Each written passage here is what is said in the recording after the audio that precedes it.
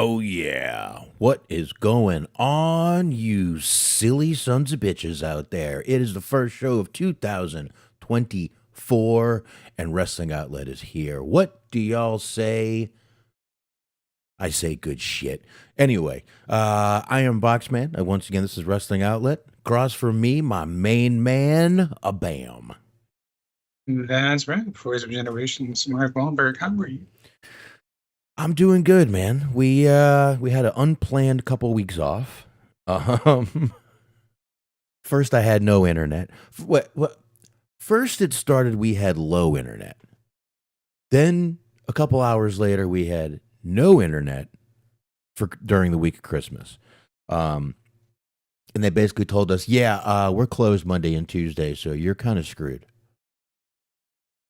Sorry. Yikes. Sorry, we're overbooked because of the holiday, and you're screwed. So we didn't have internet all holiday. Oh my God, my poor kids. They drove me batshit crazy. And then last week, my wife had a surgery happening at 7:30 in the morning in Fort Worth, which is 95 miles away. So we went and stayed at a hotel Thursday night, and we still had to be up at 5 a.m. for her ankle surgery. Did you at least get some of this continental breakfast? Man, I went out there for breakfast and it was bullshit. It was like coffee and fucking donuts. And I'm like, God damn it. I don't drink coffee and the fucking donuts are all nasty. That sucks.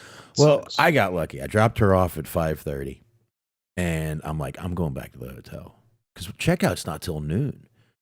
She's like, yeah, go ahead, go on back. And she gets there. Her appointment was supposed to be the first appointment at 7:30.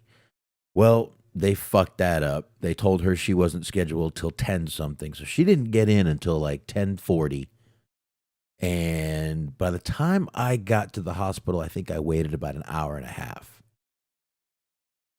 But I would have been there that whole time had we checked out. So I went back to the hotel. I checked out at like 11:50. And I'm like, yep, I'm out of here. And it was worth it, man. It was a nice room. Nice room. Just sat there, watched some TV, played some games on my phone, and got some sleep. And that was about it. That was about it. And then for New Year, we didn't do a fucking thing. We deep fried a turkey and chilled the fuck out. What did you do? Have any fun? Nah, I drank entirely too much. Okay. All right. But you made it till midnight? Mm-hmm. Yeah. Okay. Well, then, then you didn't drink too much. Too much is when you don't make it to midnight. That's when you drink too much. True. Absolutely. Absolutely. That's when you drink too much. But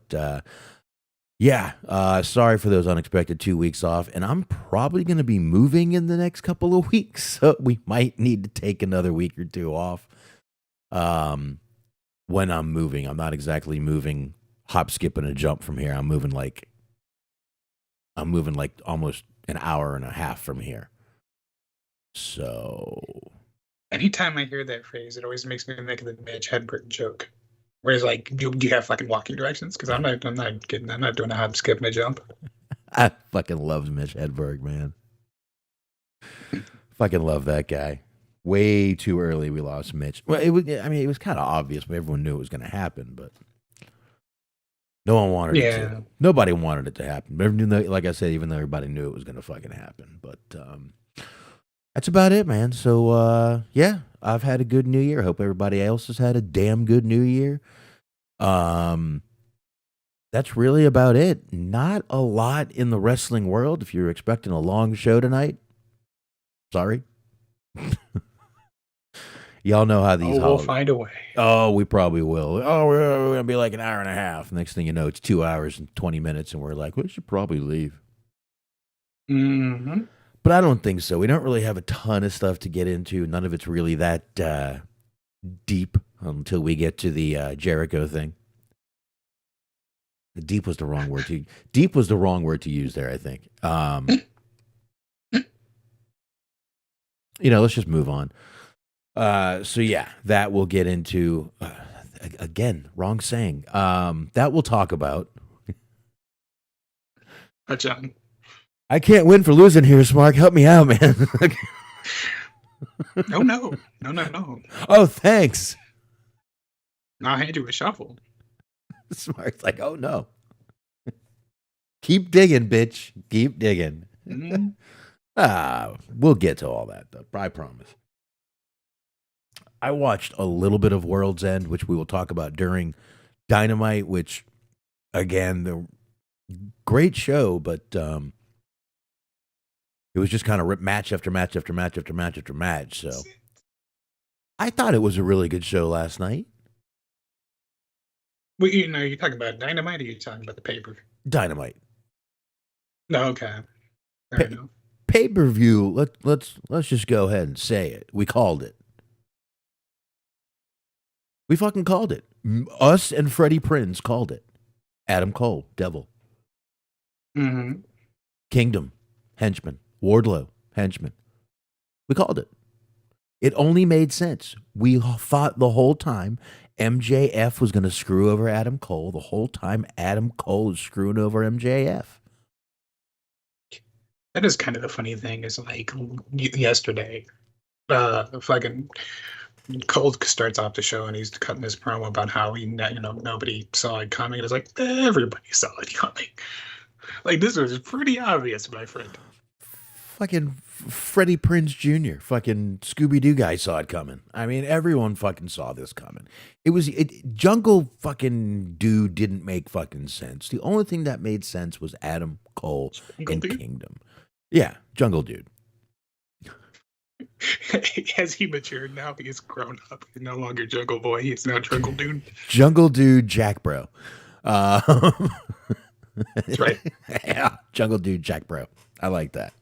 But actually, I'm sitting there the other night, and I haven't watched poker in a long time. But I ran out of podcasts to listen to because I've been listening to a lot, driving back and forth to work, which I do not have to be in the office anymore. I'm back in outside sales. Fuck yeah. And I'm driving, and I'm listening. I'm listening to this thing. It's called Game of Gold. All right? It's sort of like reality show poker. But the different thing is they don't have commentators. It's the players talking. And it's really a good show. Game of Gold, it's on YouTube if you're looking for it. It's on GG Poker's YouTube. It's free. There's like 12 episodes, I think. All free. One of the dude's names is Jungle Man. That's what he goes by. I think I've heard of him. I mean, I'm sure you probably mentioned this in the past. I probably have, because he comes in dressed as characters. Macho Man was his main character he comes in dressed as, but on this show he came in dressed at once as a leprechaun. Right now. But he has come in many times dressed as Macho Man, but his name is Jungle Man. He's a fucking dangerous player. He's one of those really eccentric, you don't see him coming, you don't know what he's going to fucking do kind of players. Dangerous player. But man, poker has changed. Poker has changed. It's just, I wouldn't know.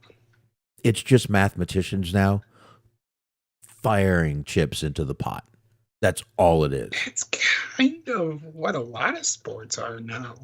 True. It's like the analytics it's big in football. I mean, you have a lot of like the fucking just amount of times people go for it on fourth down now and go for like 2-point conversions, shit like that. Well, I mean, a lot of it's math. A lot of it is math, but people used to rely on body language. Actually, the cards in their hand every now and then.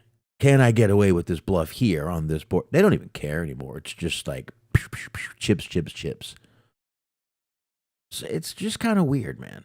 I watched poker when it first had the big boom, and I played. I still play. So I can see the difference in it. You may not if you watched it now, but it was a really cool show. I really liked. There were no commentators. You heard the players just going over things, out loud, and it was a great show. Game of Gold.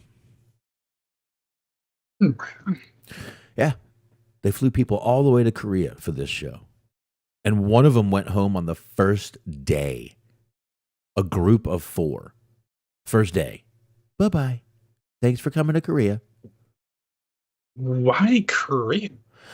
I guess the guy that made the show is Korean, from Korea, and I guess they have a different style of reality shows over there in Korea.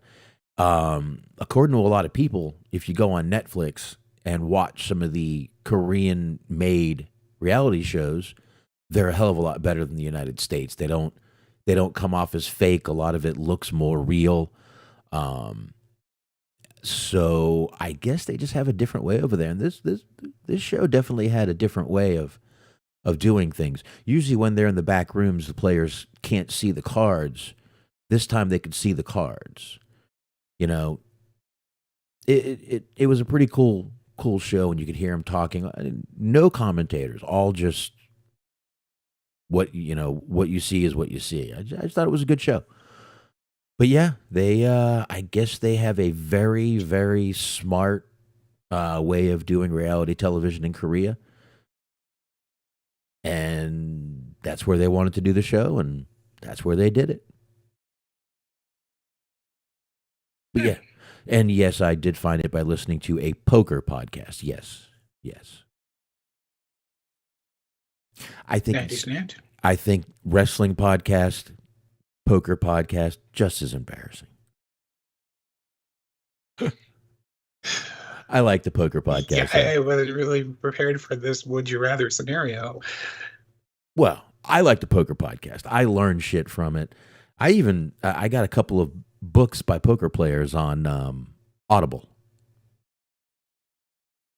Mike Sexton was I've talked about him before. He actually reads his book on Audible, and it's fucking great to hear him read it. It's a great book. He's got awesome stories in there. Those guys are just nothing but they gamble on everything, be it golf, baseball, basketball, fucking foosball, fucking anything they can gamble on, they gamble on. But he told some good stories in that book. Here, I'll tell you a quick one. He was telling a story about a guy named Thor Hansen, who was a poker player. Older guy, good poker player, but his name is Thor Hansen. And he won this big tournament, and he won like a couple $1 million. And, he's being interviewed, and the lady said, hey, what are you going to do with all this money? And he goes, well, I'm probably going to pay off some debts. And she goes, well, what about the rest? And he goes, well, I guess they're going to have to wait. Matter of fact, I don't even know if Smart can hear me right now. No, I can hear you. You're good. All right, because OBS is disconnecting, so there's going to be a shitty one for YouTube. Sorry, everybody. Internet's just... When I move, my internet will be back to Frontier, and it will be fiber, much better internet. It's funny, I'm moving deeper into the country and getting way better internet. Yeah, I was wondering how that was going to work, but I just believed you. I'm right by I-20, which is a highway. We're 5 minutes from the highway. Mm-hmm. So there's a lot of gas stations and stuff down the road. So I'm figuring they probably keep that shit on and keep it good for them. So I don't know. That's true. Yeah, I can see that. Yeah, it's the first time the internet's dropped here, though. So hopefully we'll be able to just keep going. We got the recording anyway. So I would not worry, folks. But enough of all that bullshit. Unless you got any bullshit you want to talk about. You got any poker stories? No, I've got a couple of liquor stories. Not that didn't work. Like in the front poker and the rear, that's what I was trying for, but it kind of fell flat. I like that one. Anything good for Christmas? I mean, just being able to spend time with the family and shit. Did you get anything good for Christmas? Not really. Yeah, I got a couple of good things. I got some headphones. I got some free workout. It was a good year. The wife bought us these. Ooh. You got to have a concealed weapons license to carry one of these bad boys. The wife got all of us. She has one too.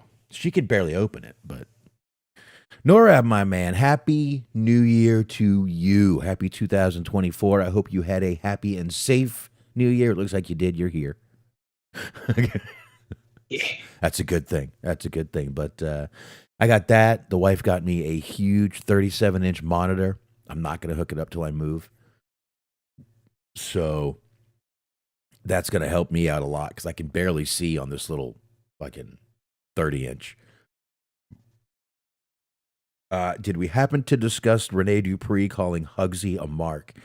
You know, you just missed it, Norab. You just missed it. I mean,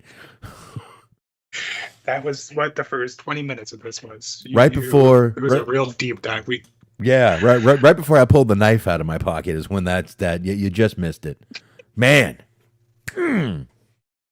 Just missed it. I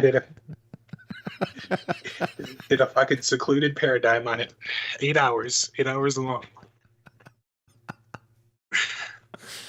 Oh shit! But the only thing I did is I watched a bunch of movies. I finally got around to watching the Joker movie with Joaquin Phoenix. That's a fucked up movie. Oh yeah, I saw that one. It's pretty good. Yeah. They're doing a sequel. Yeah, I noticed with him. I mean, not that that's a surprise to anybody, but I mean, if it makes money, go for it, For sure. And that's what they're doing. Did you see the Iron Claw yet? I haven't. I need to check that out. I really do. I have not seen it.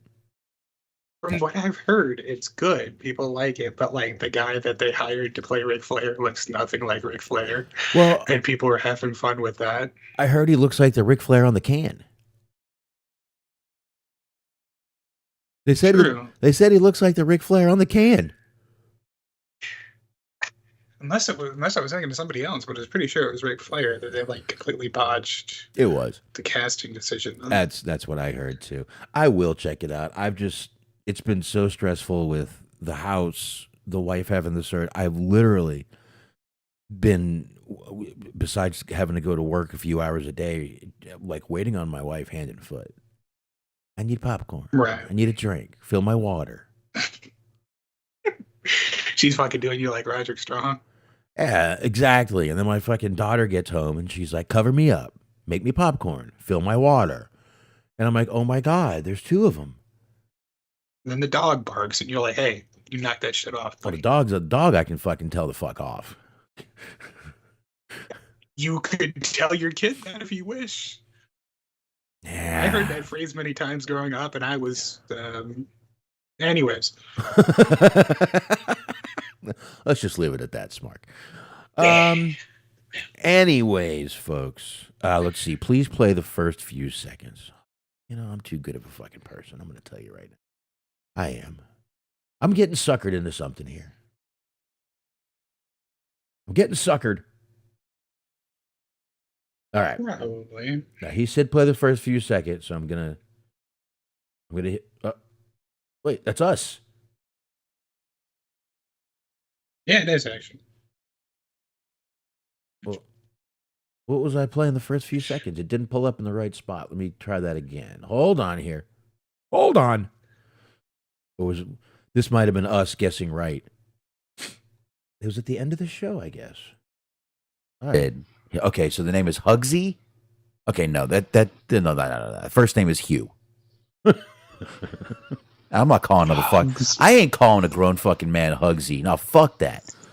Just like I ain't calling another man Delicious. That honest to God sounds like the name of like a performance clown. He's Hugsy the clown. You can get him for birthdays, but it's for the like. Oh my God. You know how far back that was? You can see how far back that was. Mm-hmm. Wow. I changed the wrestling outlet to the on air. We got the good, we're trying to pull in that Woo Energy money still. It's not working. If I could just ask what the point of that was. Us talking shit about Hugsy. It's always fun. Ah, cool. It's always fun. So, I mean, it's kind of what we do. But anyway, folks, I guess we can get into wrestling.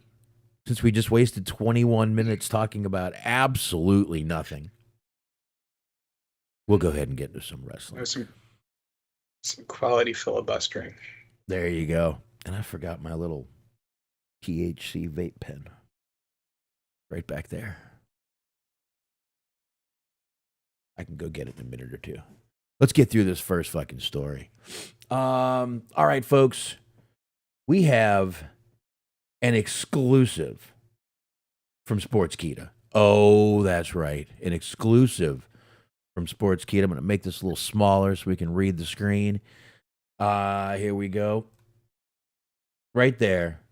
Vince Russo has told Sportskeeda that current WWE stars have been contacting him. Look at that face. Look at that face. I got a scoop for you, bro. Yeah, bro. So here we go. We'll go ahead and go. So Vince Russo has claimed that he is still asked for advice from current WWE stars, which he is glad to give, bro. The former WWE, I can't speak tonight. The former WWE writer certainly has his fair share of experience in the pro wrestling business. His contributions to WWE during the height of the Attitude Era are nothing to be scoffed at. However, it should be noted that the present-day scene in the Stamford-based promotion is not to his liking. Well, that's because you fucking don't have anything to do with it. Now, this is what he said to... Need more pole matches, bro. Bro, you got to put more stuff on polls, bro. You got to. It's the only way to bring in the viewers. Polls. That's it. So, this is what he says. This would be hard for a lot of people to believe, you know, bro. I hear from a lot of people on the current roster wanting to talk about character work, sending me promos, critiquing the promos. And like that kind of keeps me keeps me in it knowing, you know what, bro, there are still some people out there that really care about the true art of professional wrestling. And I will help those people all day long. Now, when he says critique promos that he's getting sent, he's actually just getting sent the Ricochet video. Oh my God! You know it says this starts at 12:45. I'm gonna fucking. I'm pulling it up on. I YouTube. hear from people Here we go. on the current roster wanting to talk about character work, sending me promos, critiquing the promos, and like that. Okay, I gotta stop. How many pictures of yourself do you need behind you? They're all pictures of him, behind him. He is. Oh my God.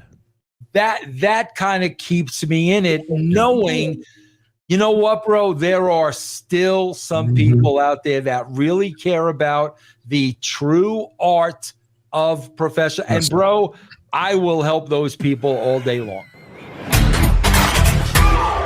Bro. So That is not a real person's name. Dr. Chris or Vince Russo? Dr. Chris Featherstone. You don't. Wait a minute. You don't think his real name is Doctor? Oh, I just Nope. realized how small that is. Hold on. Let's make this a little bigger for everybody here. Oh, there we go. Oh, now we're talking. There we go. Sorry, everybody. Sorry, all you YouTube people. But there you go right there. Smark, I got to ask. Mhm. Man, I'm trying to put this. All right, do you flat out? Do you believe this? You believe there's still people out there that care what Vince Russo thinks? Yes. That was Like, I don't know if I will say this. There's definitely people who care about what Vince Russo says, but like, if you were a young, inspiring wrestler, like, why the fuck would you go to Vince Russo for ideas first? I mean, his stuff is outdated. He just does a podcast. I mean, we do a podcast. I mean, he's got more listeners. He charges people. We don't. That's a good point. We should get Vince Russo on the podcast. Oh, all right. I'll change these woo energies to Vince Russo faces. He'll fucking love it. Bros. Thanks for the fucking promotions, bros. And that would actually be like a dream come true. Just 1 week I showed up. And it was you, me, Vince Russo, Teddy Hart, and Loki. Ooh. It would be the greatest moment of my life. We back in the THT days, we almost did interview Vince Russo when he was just starting this whole brand thing. We almost I had thought him. you were going to say that you were going to interview Loki, but he couldn't figure out like how to get up in a chair. I think actually we tried to get Loki on. Not we. Shaheen did. I think he tried. That didn't work. Leo Rush, everybody heard, was yeah, you got to pay me. Man, that would be a rough show, dude. Might as well bring on DJ Hyatt too. Fuck yeah. Just plug everybody. Fuck it. Fuck. DJI just taking creeper photos. Fucking low key. I would. I really wish I could describe to you how funny it is to me that I just keep getting this mental image of like low key using like a Fisher Price computer. He's got the little yellow and red one. Please turn on computer. I'm grown up. I could see him type. His keyboard's still too big. Still too big. I'm never gonna learn what the cow says. What's going on here? Not quite sure. All right, let's leave Loki alone before he tries to destroy our world or something. Anyway, I would wonder who the people that would send their stuff to Vince Russo in his. I mean, it's like sending something to Jim Cornette. You're gonna get an out. Well, you're gonna get an out. I know I'm not allowed to talk about Cornette, but you're gonna get an outdated fucking opinion. It's like sending. Okay, it's like sending it to Eric Bischoff.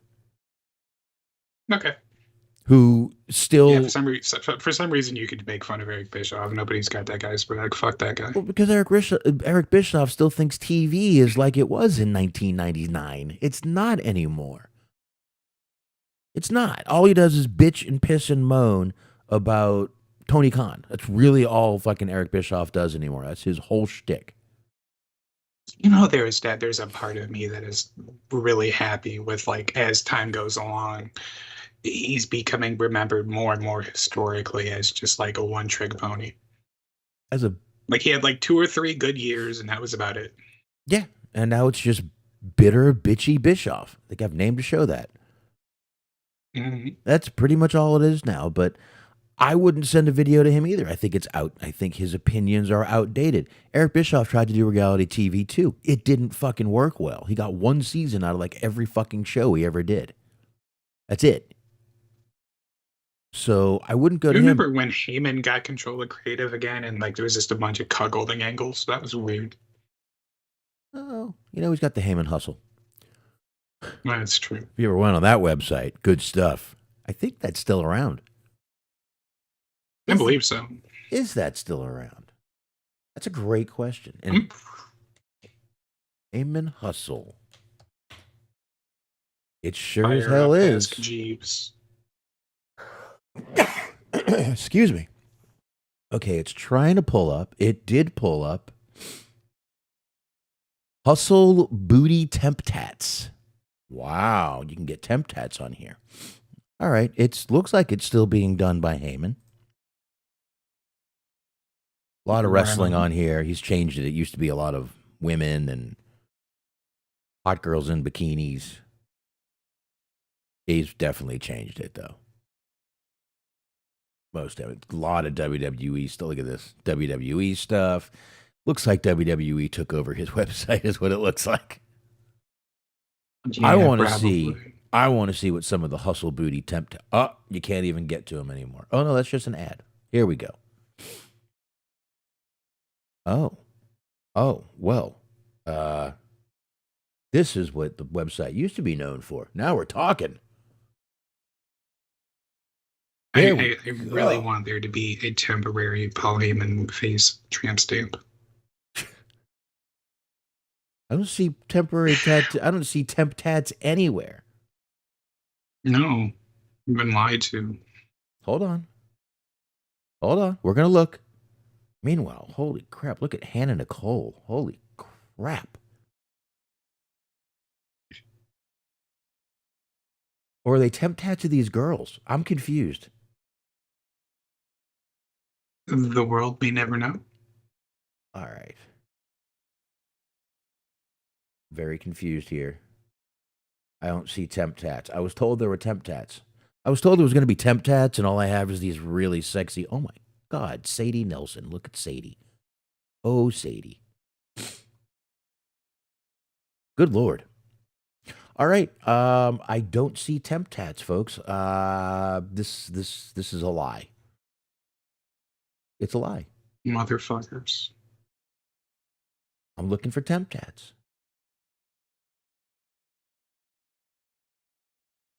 I guess they just call them Temp Tat supermodels. Yeah. Okay. Screw it. Sorry, folks, but Heyman Hustle's still around. Nope, that's a later story.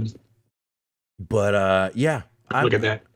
I just don't know who would send anything to Vince Russo or ask for advice from Vince Russo.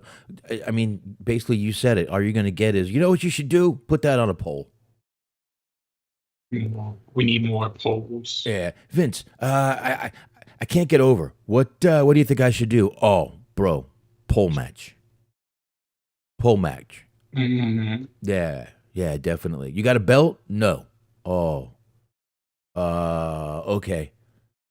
Candy on a pole match. There you go. You think Judy Bagwell's still alive? Maybe. Put Judy Bagwell on a pole?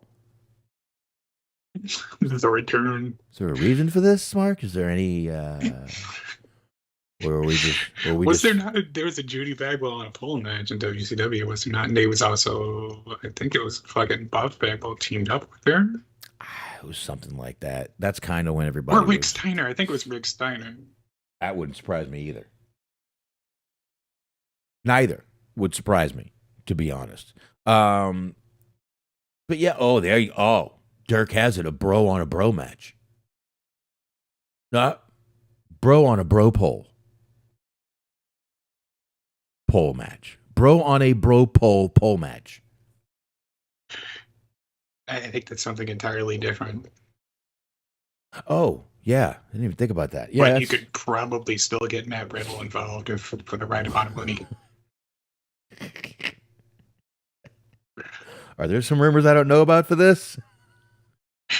I'm just saying, you never know. Hey, he's in MLW now. So. I heard that. He's got a few things going and going to MLW for a while. Good for him, man. I think isn't that kind of where he started, sort of? I mean, he was on the Indies for a while. I don't know if it was MLW proper. I think he was in like AAW. They've got all the fucking acronyms started to come up with her for a while. Oh, just put 3 letters together. He was there. He was the one that's like a Midwest. I forget which one is it. Because there's like an AAW, there's like AIW, that's like Chicago, I think. I know. There's just all kinds of fucking promotions. I know he was doing some GCW stuff for a while back then, too. Mm-hmm. So, Rat Biddle. Ooh, pretty rough there, Dirk. Call him Rat Biddle. What the fuck, man? All right. Anyway, folks, there you go. Vince Russo. People are still going to him because right there, that's why. This guy looks higher than fucking Methuselah here. Look at him. I don't get all the pictures of himself behind him. One there. The man. There's one over his. Himself. There's one right over his head on his left. There's one right behind his head on his right. There's 2 on his right there. Every picture is him. Oy. Anyway. may he rest in peace. But that reminds me of the fucking story. You can find it online. It's on YouTube if you go to In Your Head. They've interviewed Scott Hall, and he talked about Bret Hart with his fucking memorabilia, like homage to himself. He had an entire fucking museum full of his own shit, like photos and pictures and ring jackets and all this shit. And it was like 20 minutes of Hall just fucking ripping on Bret Hart for being an egomaniac. That is not surprising. Actually, it's expected. Mm-hmm. I totally understand. Well, that. The funniest part was like he fucking has like a photo of it, like a framed photo of himself fucking with the Sgt. Pepper jacket on in this house, and fucking Hall was having a field day with that one. Oh, Jesus. That's fucking hilarious. All right. Well, I'm trying to get this ad, not this ad. I'm trying to get that ad to go away. Okay. So, oh my God. Ads just fucking pull up everywhere. God damn it. Refresh. Give me 2 seconds here. I'm going to go grab something real fast. Right behind me. Yeah, with vape pen. Yeah, right back. Right back. Very good. Right back. Welcome to everybody's favorite segment, Smart Kills 2 minutes. No Christmas. Yeah, you didn't really leave me on a note of anything we could actually talk about. Should have had a question for me. Well, I went to work like this. There we go. There we go. We're back. We're better than ever, baby. So, we have a new president to talk about, Smark. Did you hear about this? You got a new president? Hi, President. New president. President of New Japan Pro Wrestling. A new one. There is. And folks, that would be none other than, come on, there we go, Tanahashi. That's right. Look at him. Look at him. Folks, if you ever wonder what the Asian Elvis would look like, bingo. There he is. There he is right there. So, there you go. He is the new president of New Japan Pro Wrestling. It says right here, obviously he started with the company over 20 years ago. And on the 23rd, just a couple days before Christmas, he was named the president. And they celebrated at a press conference just a few days later. And he said, and I quote, "I am honored to be president and an active wrestler," said Tanahashi, speaking through a translator. "This is a very valuable time for me since I am still an active wrestler. Being president allows me to focus on short and long-term goals for New Japan Pro Wrestling." So there you go. He has taken He this just over. immediately puts the belt on himself. On himself. I don't So think I could finally focus on some long-term goals, like yes, getting my belt back. tells us his best friend is Kevin Nash and puts the belt on himself. Makes sense. Maybe he's the one that's been going to Russo. Uh-oh. Norab's got a whole story going on here. London. Oh, boy. Oh my Let me God. look. Hold on. Actually, you can keep talking. Well, it's got a Jericho thing going on, so we'll get to that later when we talk about old Jericho. Old Chris Jericho. Which we Wait, he's been having some fun, huh? Oh, fun. Absolutely. Absolutely. Maybe. Oh, we need to talk about it, and we will soon. There's not a lot of news to get into, folks. I mean, there's not even a lot to talk about with this. I am happy for Tanahashi. I am not too keen on having, like, even in AEW, I never was too happy with the active wrestlers being like, what were those guys? The fucking EVPs. I don't like it. But this is not AEW. We'll have to see where this goes. I don't think this is going to be like AEW at all. I don't think this is going to have the same problems, obviously. It's New Japan. It's a professional fucking company, been around a long time. And let's see what happens here with Tanahashi. And yes, Dirk, we will be talking about Dolph Ziggler, Nic Nemeth showing up there. Actually, in just a couple more stories, we'll be talking about that. Actually, fuck it. We can just go ahead and talk about that right now. We're already here. We're already here talking about. Yeah, actually, this I believe it was Sunday. Oh, internet here sucks balls. The 4th. So it was today. It was earlier this morning. Oh, it was today. All right, here we go. It's all Yeah. pulling up. It's all pulling up, folks. It's all pulling up, slowly but pulling up. Here we go. So Nic Nemeth did show up at Wrestle Kingdom, and yeah, that was today. Look at that. We got a brand new story we're talking about. It doesn't happen a lot. So there we go. Obviously, he was cut back in September. I believe all those cuts were when a lot of people were cut. We did talk before we went on the little unexpected break that a lot of those guys were going to be coming out, and there's going to be some definite debuts of people in some other promotions. And here's one right here, and you can see right here. I'll go ahead and play it real quick. I'm going to take the sound out of it, though. You know what it's coming to? No. Okay, that won't hurt us. But you see Nick and his brother both walking down, being seated in front row. But after this, during the press conference, he attacked the shit out of David Finlay. Oh, I don't know if I don't know if that was on here, but that was pretty crazy. That was pretty crazy. I don't know if that's not. Who knows? Maybe he'll now he's got like the passion for it back, I guess, maybe, hopefully, because it's just for a while there he seemed like he was on autopilot. Just every fucking 2 or 3 weeks, just another cryptic tweet threatening to leave the company, and then they're like, well, no, you don't have to worry about that. You're fired. Yeah, no more. You don't have to tweet any more cryptic stuff. So, but there you go, man. That is going to be a pretty good feud. I think this is going to be a great place for him to land for a while. I really do. So we will have to see. But like I said, at the press conference, he attacked the shit out of He jumped the fucking press table. I don't know if you saw that video or not. I have not seen it yet. I it's on the agenda. I mean, that doesn't do any good for plugging right now, but I did want to catch it. I did want to watch some of that, at the very least, for the Danielson Okada match. Yeah, give me 1 sec. Let me see if I can find that press conference. I know we're not supposed to do this, folks, while we're on air, but I like doing this for y'all. I do. So let's see. Nic Nemeth press conference.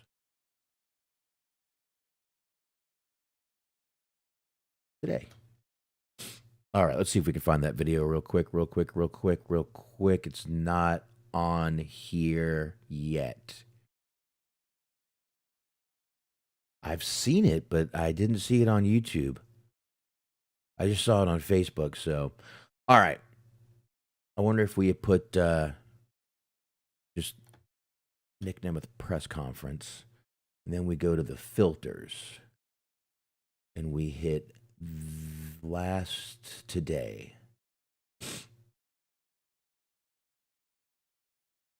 Oh, what's this? Oh, this is someone talking about it. Nope. All right, forget it. We're not going to find it. Anyway, we don't need to find it. We don't need to. Is it not on there? You would think it'd be on the New Japan Facebook, or not Facebook, YouTube channel. It would be, but my internet's so shitty, I don't want to really play with it too much. Because I have piss poor internet. I got PPI, piss poor internet. These things happen. Let's see. Fill up my water here while we're talking. Need water. Agua. Oh, yeah. But yeah. Whoa. So Wrestle Kingdom was today. Whoa. I spilled. Oh, no. My water done overflowed. I didn't get any on the keyboard, though. I'm good at not getting any on the keyboard.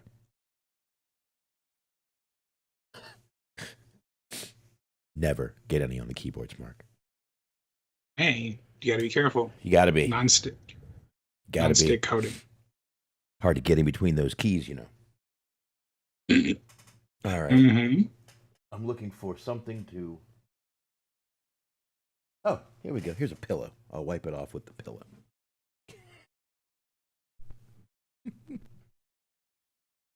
Okay, pillow down. All right. So, folks, we know it is a new year, which means everyone, their mother and grandmother, are doing awards. That's right, they are. That's right. And ESPN has put out their awards, folks. That's right. You can see here, they didn't put out that many, but they did put out a few awards. All right, so let's run down them. What do you say? Let's do it.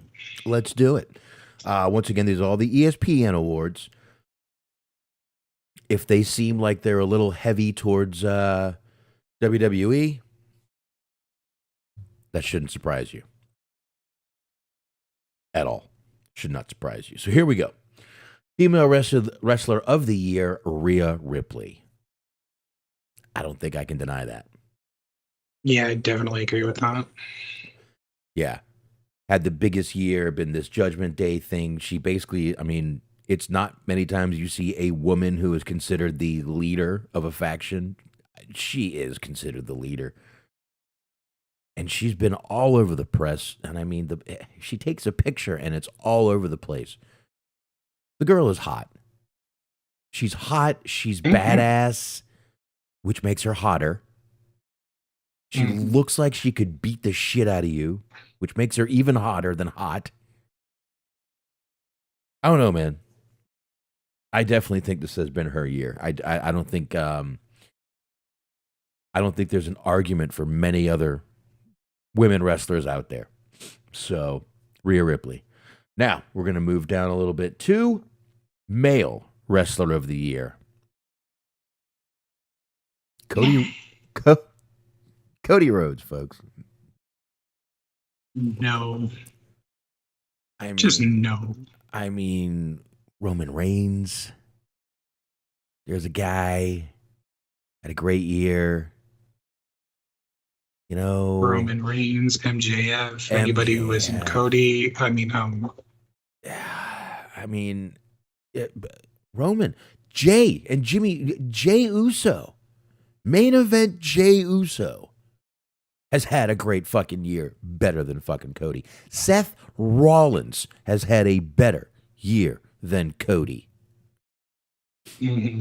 But hey, this is ESPN.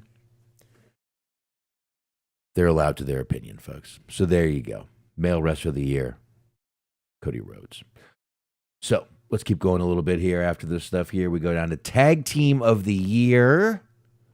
This one went to AEW for FTR. I got to admit, I'm a little shocked by this. They don't even have a picture of FTR. How sad. How sad. Sorry there, Puddin'. No picture for you. We forgot to mention Sami Zayn had a better year than Cody Rhodes. Forgot to mention that. Just saw his name here. But there you go. Tag team of the year goes to FTR. They barely wrestled this year, if I remember correctly. No, I mean they had a good run. They had that it was like 2 out of 3 falls match on Collision that everybody loved. So right, and they spent but they also spent the last 3 months complaining how they weren't on TV. Yeah. So I mean, go ahead. I'm sorry. I guess if it was up to me, I would probably go with Adam Cole and MJF, but that'd be a good one. And I'm sorry, but Usos? Yeah. Usos from the Bloodline had a great fucking year. I don't know. I get it. These guys are fucking way over. Everyone fucking loves them, but I don't know about tag team of the year.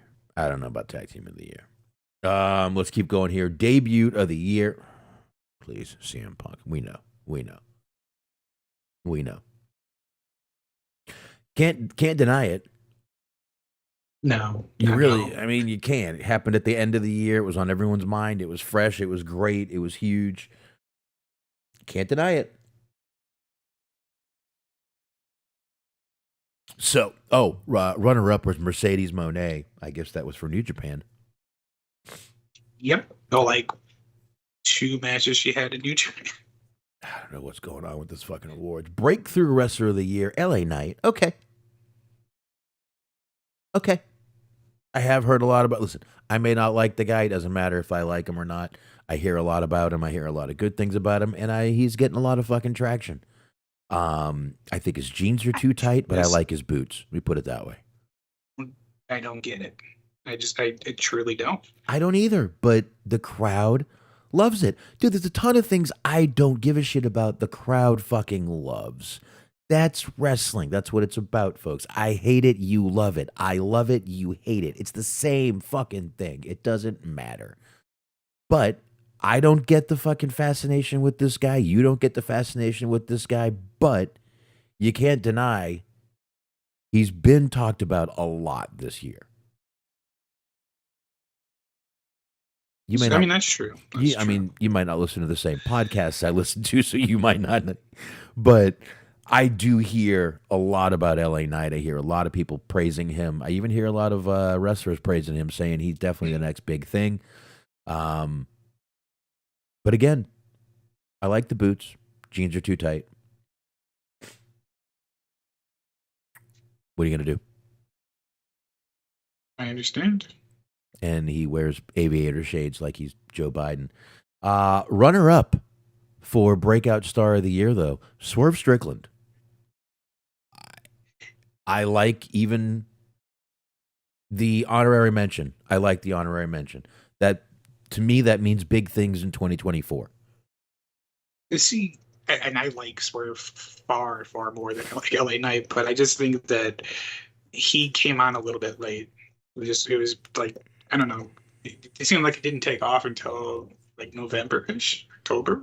No, you got to realize how long this storyline with him and Keith Lee have been going on for a year. So that was when he started kind of picking up steam, was almost a year ago. And if you think about how long this storyline he's been having, basically since Nana's been there, he's been amazing. That's true. That is definitely So, I mean, true. if you want to look up how long Prince Nana's been there, there you go. But I see huge things for Swerve Strickland in 2024. For sure. Oh, yeah. They need to, just real quick, to talk about a little bit on the pay-per-view. Yeah. Not sure how much we're going to talk about that, but Come on. he was fucking massively over. Yes. And then on the pay-per-view. He was. And you know what? He's over with the Dynamite crowd when he comes out too, man. They love the guy. Nana, they love him too. Those two together are one of those rare lightning in a fucking bottle pairs, man. They've got lightning in a bottle here. And if Tony Khan pulls a Wardlow on Swerve, or pulls a Swerve on Swerve, people are going to be pissed. I'm telling you now. They're not going to fucking come back to Wardlow like they did. I don't think they're going to again. I think he's already fucked that one up. But he fucks with Swerve's run. It ain't going to be good for AEW, I'm telling you now. A lot of people. I don't think that's something that you're going to have to worry about. I think the difference is that I think Swerve's a better wrestler, like in ring too.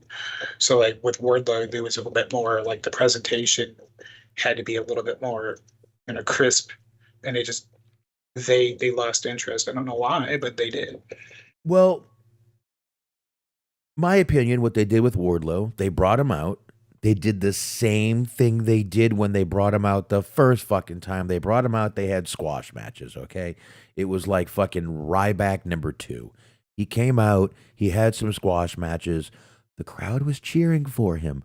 That is when you go, okay, give this guy a fucking juicy fucking storyline. Let's get him out there. Let's get him out there every fucking week. The crowd is fucking hot for him. Let's strike while the iron's hot. What did Tony do? No, just squash a couple more guys and just sit back here. Hey, you want anything special at catering? Mhm. I mean, The same shit happened with Jade Cargill. absolutely. Absolutely. They never gave her a storyline. And then she goes out there in her last match and tears it the fuck up. Mhm. And he lost her. Loser. No, I'm sorry. I'm joking. Okay. He lost her. She is going to have she's going to be female breakout of 2024. Absolutely.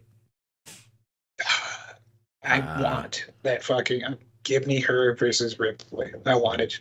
Versus who? Rhea.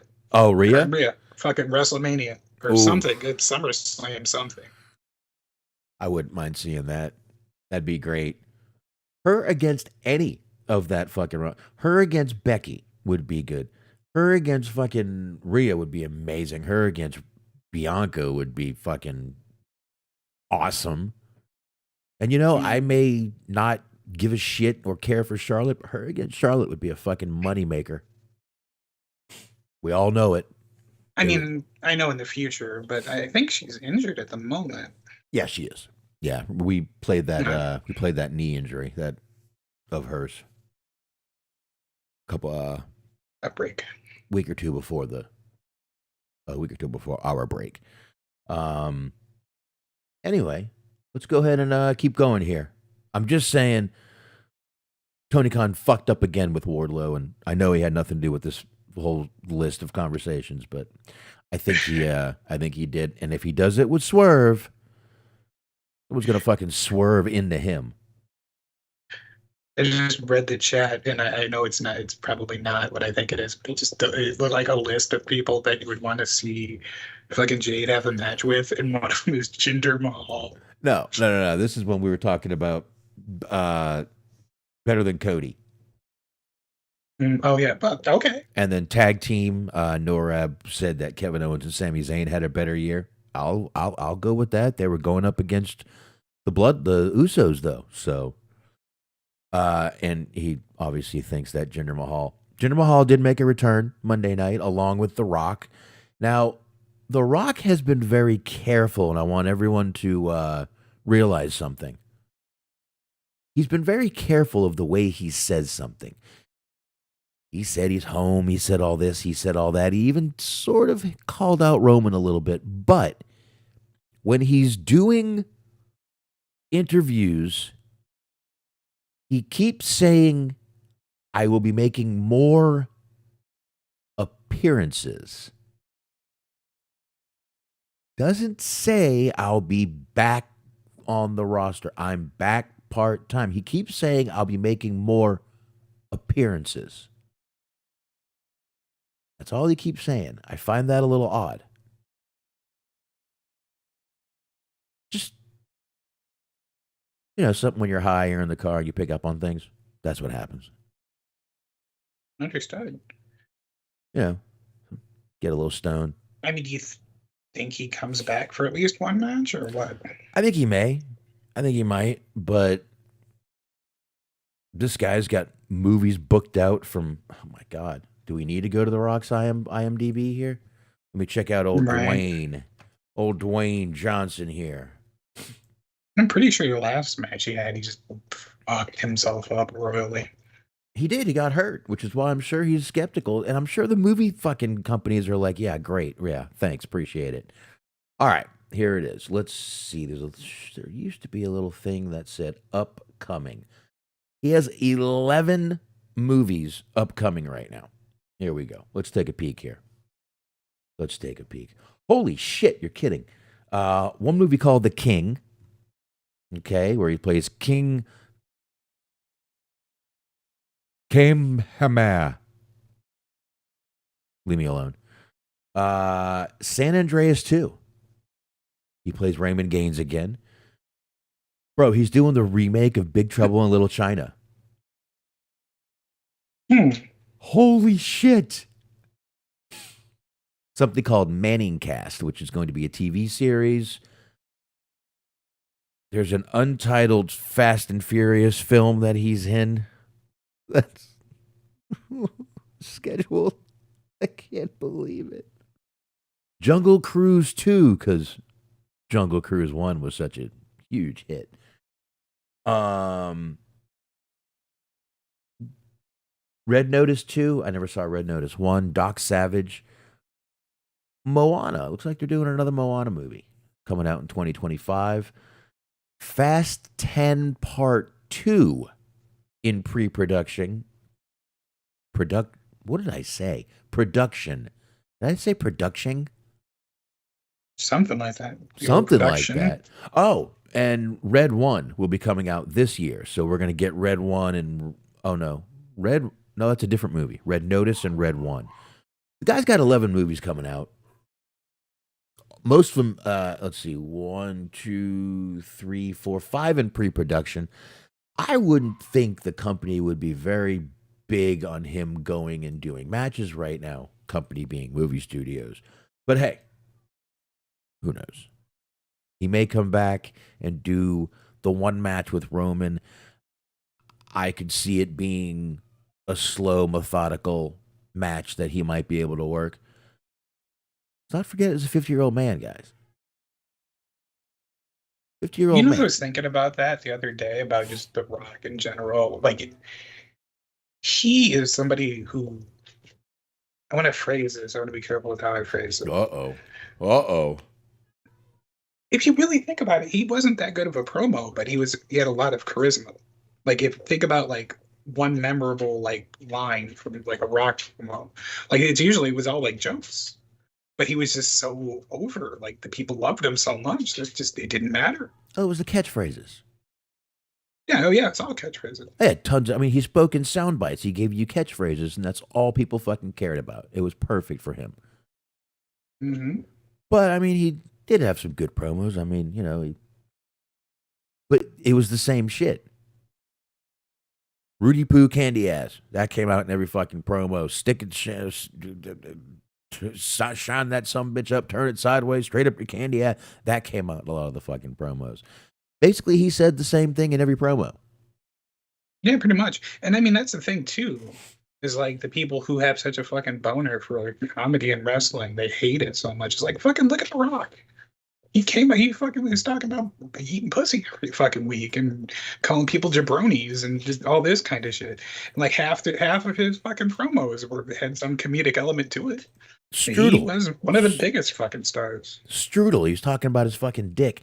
The best promo, one of the best, most memorable promos Rock ever did was fucking hilarious, where he went through and made fun of Undertaker, Kurt Angle, all those guys. You remember that promo? Yep, I remember that one. That was one of the funniest fucking promos he's ever, and Rikishi and all that. He made fun of all those guys. The Rock was fun to listen to. He was funny. As a heel or as a babyface, he was the same way, and that's what was great about him. Yeah, The Rock was fucking hilarious. You're right. And he did concert. Oh, his concerts were all great. They were all good.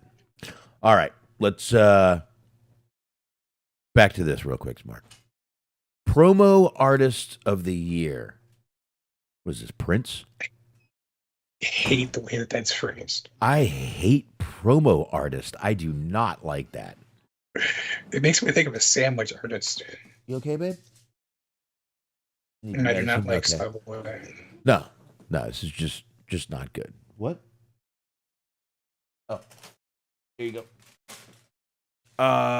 Okay. Where was it? Yeah, MJF.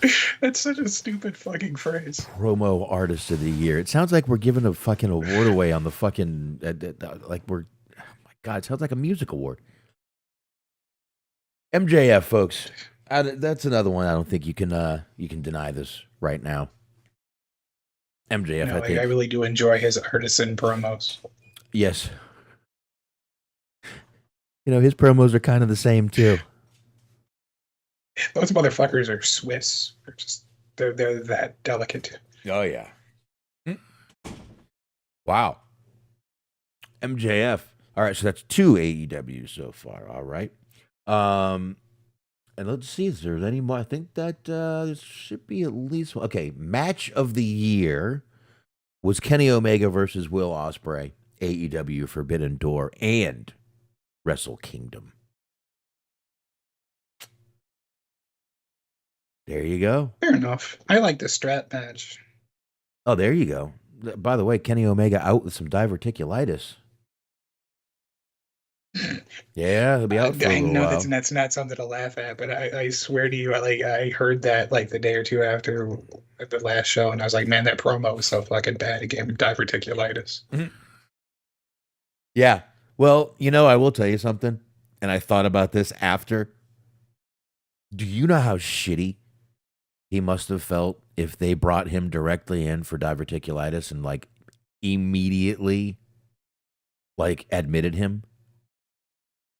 Do you know how bad he probably felt the day before for that promo he cut? I actually felt a little bad for shitting on that promo because you know what? He probably felt like dog shit doing that. I mean, I even said when that happened, though, it was like that really wasn't Omega's fault. I said you have 2.5 people that can cut promos in that segment, but 4 people. Because you figure give fucking Big Bill and Omega, you have them share half a point. Why was the Starks portion of that promo sucked? The Jericho portion of that promo sucked? Like, it was terrible. I know. And I guess Jericho was just kind of not. Dare I say it was one of the worst things Chris Jericho's ever done.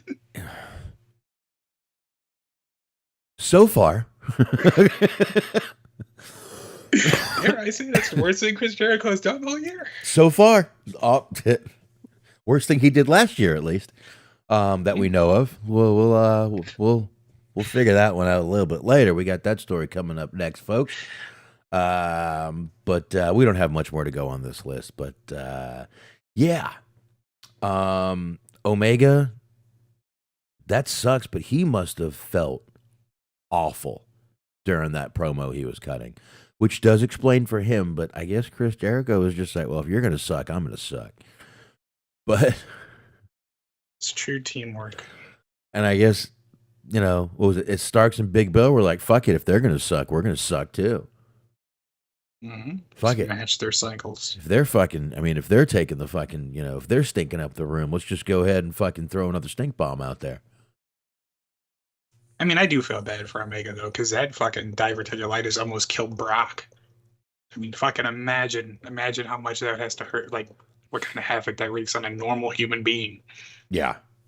Which Brock is not. Right, exactly. Exactly. Yeah, that's got to be rough. But, hey, speedy recovery for him. I guess he already had the, looks like he was basically ready to go into surgery that day. So, anyway, back to this list right here. Runner-up for that best match was Rhea Ripley versus Charlotte Flair. Strange. Best pay-per-view event of the year? WrestleMania. Strange. What? No, I thought it was funny. They're just like, yeah, I don't believe that shit. Just keep going. No, I think the one they're talking about, though, is not that it matters, but the WrestleMania match that they had, which was a good match. Yeah. See? And then next they give you WrestleMania 39 right there. I'm curious to see what the runner-up, They have to agree with that. I think so, too. It was a great show. Great things, great stories being told. So let's see. Forbidden Door 2023. Runner-up. Man, they just really pissed off Tony. Best storyline of the year, Bloodline. Can't deny it. I agree with that. I can't deny that. I don't think anyone could disagree with that. The whole story's been great. We may not sit here and cover WWE religiously, but like I've always said, I do keep up. I do still know what's going on, and I do watch what I need to watch. And I was watching a lot of these segments on YouTube, and goddamn, they were good. So, yep, I agree with that. Let's go down and see what was runner-up for that. Runner-up was MJF and Adam Cole. I agree with that too. I definitely agree with that. I think that's good. They got a little second mention there, and I believe that's all of it there. Let me take that off there, and yep, that's it right there. That was it for that list. Not a bad ESPN list. Not bad at all, I must say. Not bad, not bad. Well, as we were just kind of going back and forth about a little bit, let's talk about Chris Jericho.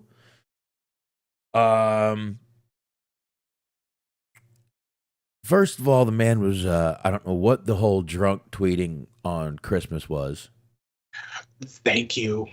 Because nobody, I mean, I guess you can't just speculate about that shit if you're like, you actually have like a channel that like people see a lot and you get Right. in trouble. But as soon as I saw that shit was at 4 a.m, I was like, that man was drunk. That man was drunk tweeting. Oh, yeah. Because why the fuck would you be up? Well, I mean, he's got kids, but I think the kids are all old. He might have a youngish one.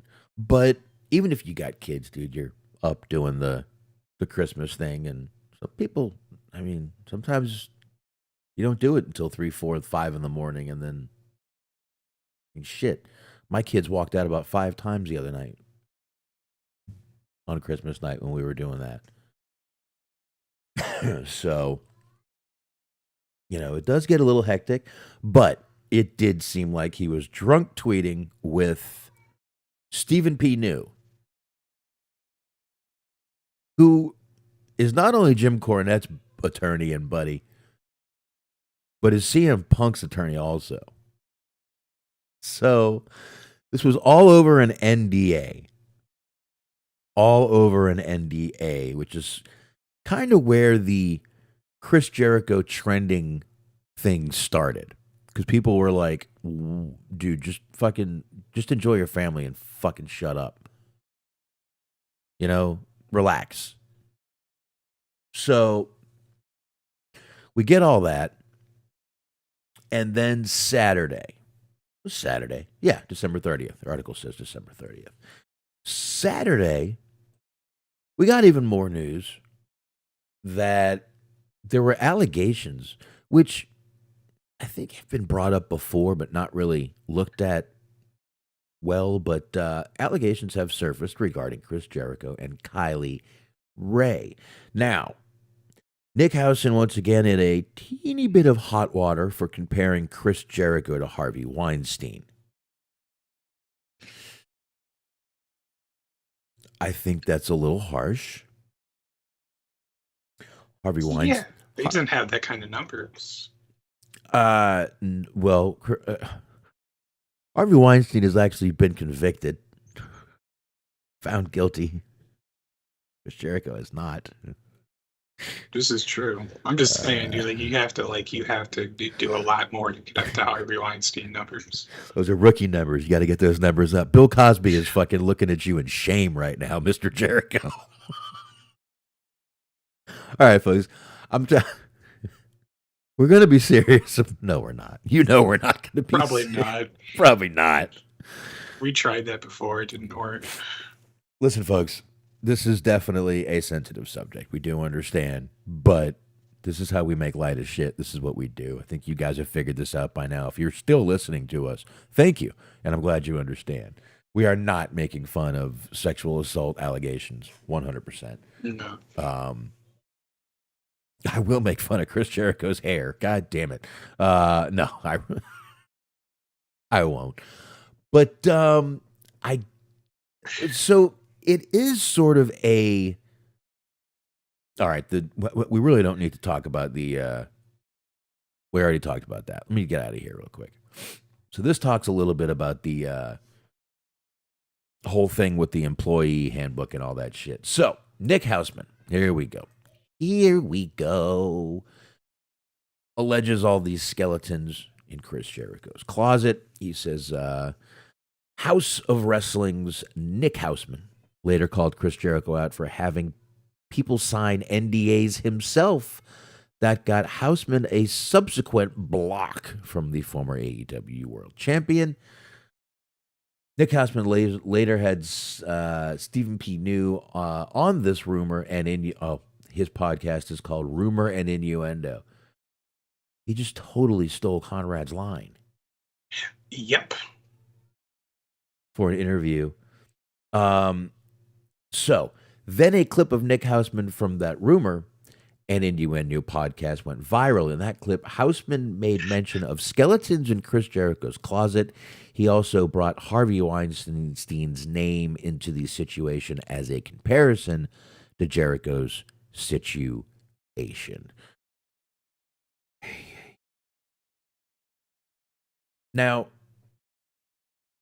I don't think he was a witness to this, but I'm going to read you here what he said, folks. You ready? You ready, Smark? You ready?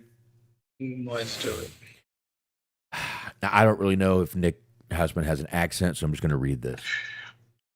Just going to read it like me. This is Boxman reading and quoting. Here we go. There are issues with Chris behind the scenes, where I know a lot of people who were hurt by Chris and his actions. You know, it's very uncomfortable to me to see him lauded, like I'm doing fucking laundry or something.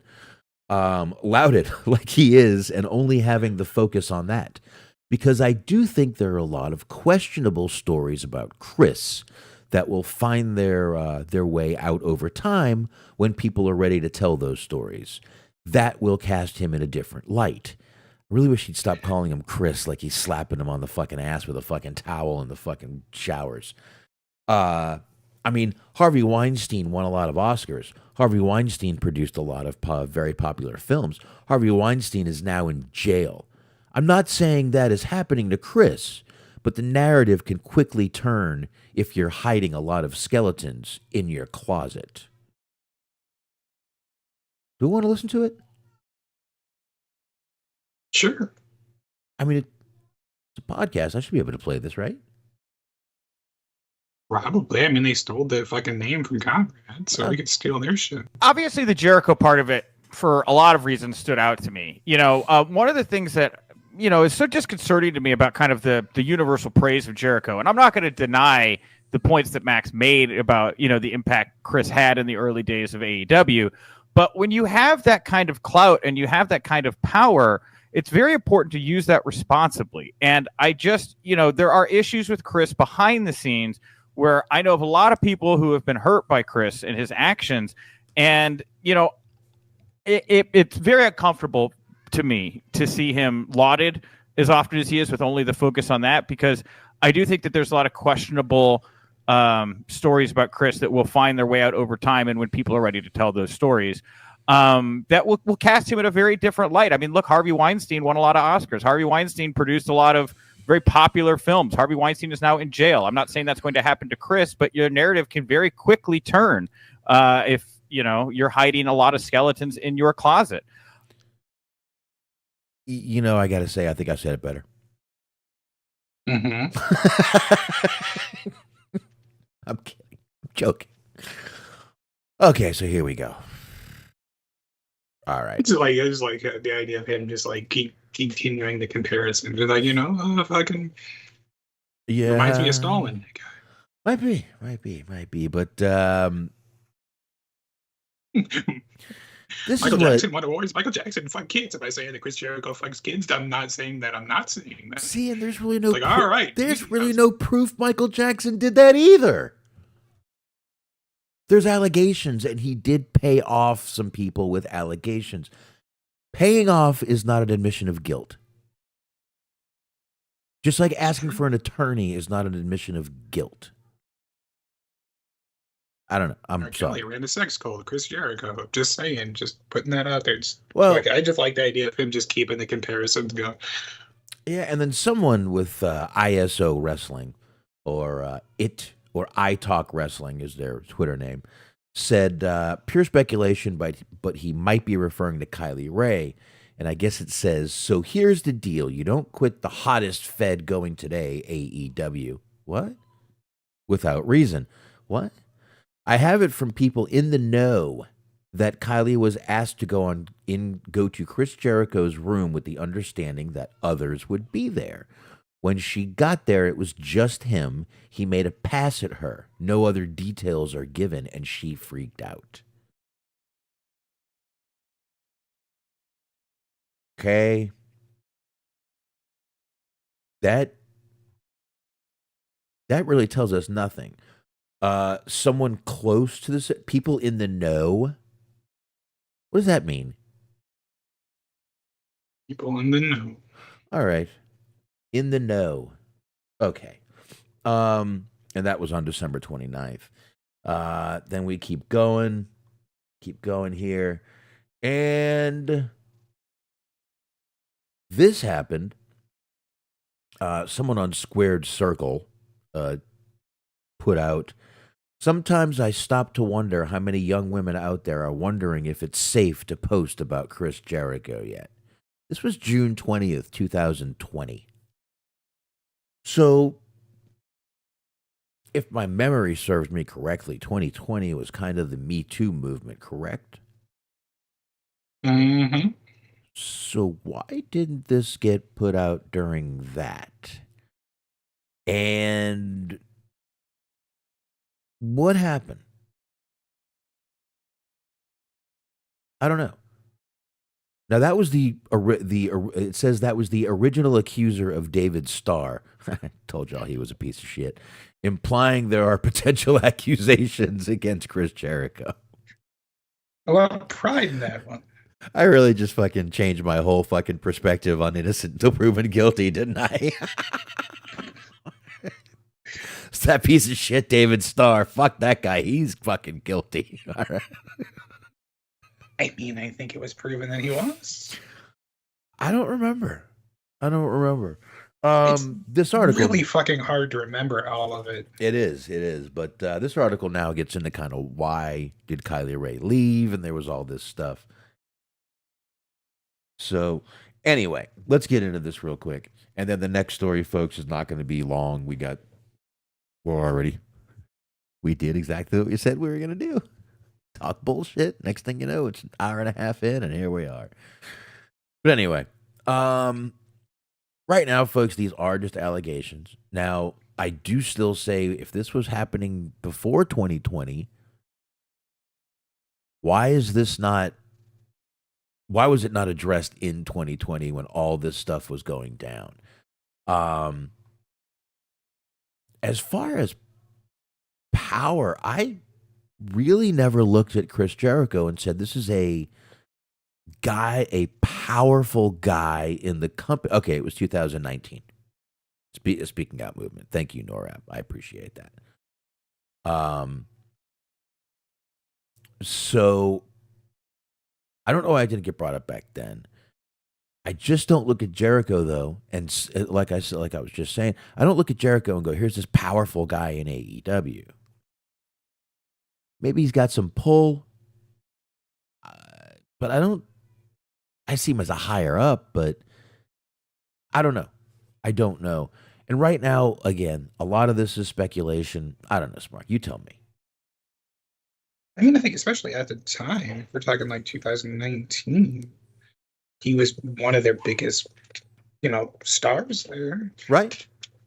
I mean, technically he still is. He's one of the bigger names there. You tell me one other wrestler that was in a Christmas movie last year. Do it. I wish I could. You can't. Fucking Jericho I mean, was. not last year, but there was that awful fucking Paige Miz movie. Never saw it. But that was like 5 or 6. Yeah. That was way back in the day, man. That was like pre-COVID, bro. PC. That's right. That was PC. Whole new world. That was it. We're in a whole new fucking world. That's right. Jericho needs some pull around his waistline. Hey, he could do a few sit-ups. The guy is living the rock and roll life, cheese. Come on, man. He's living the rock and roll. Go ahead. That's one of my favorite parts about that video game, the Fight Forever video game, is they put in fucking Fat Jericho in the game. It was like you couldn't have taken some artistic liberties and like did skinny Jericho. You could have given him an ab or two. I mean, you just don't know. See, y'all are bringing up old movies. Santa's Sleigh with Goldberg. That was years ago. Mm-hmm. Years ago, y'all. Years ago. But yeah. What happened?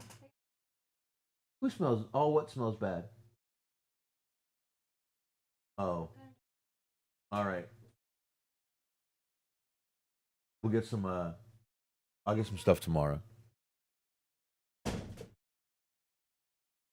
I mean, I'm not in the middle of a fucking podcast or anything. Yeah. Yeah.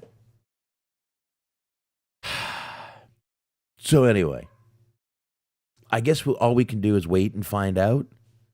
I mean, this is a married man, so he's been fucking around on his wife. Fuck him, he's a piece of shit. But hey, if listen, if a bunch of fucking stories come out that this guy is fucking total garbage, something needs to be done. People are already calling for him to be fired now. Right now. Yeah, that's a bit much. One of my favorite, not really favorite thing, but I posted it on the YouTube chat here, is that this was fucking, I watched the pay-per-view and it was 2 a.m.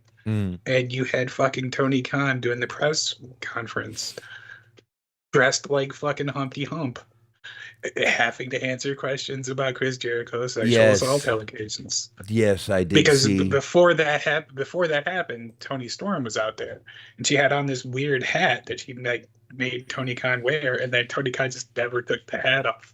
And he's answering these very serious questions with these fucking ridiculous sunglasses and hat on. Yep. What has been done specifically to prevent issues like sexual harassment in the AEW locker room, both, in the past and going forward? Because this is something that should always be looked at. I think it's very important. I don't have to listen to these wild allegations. What has been done?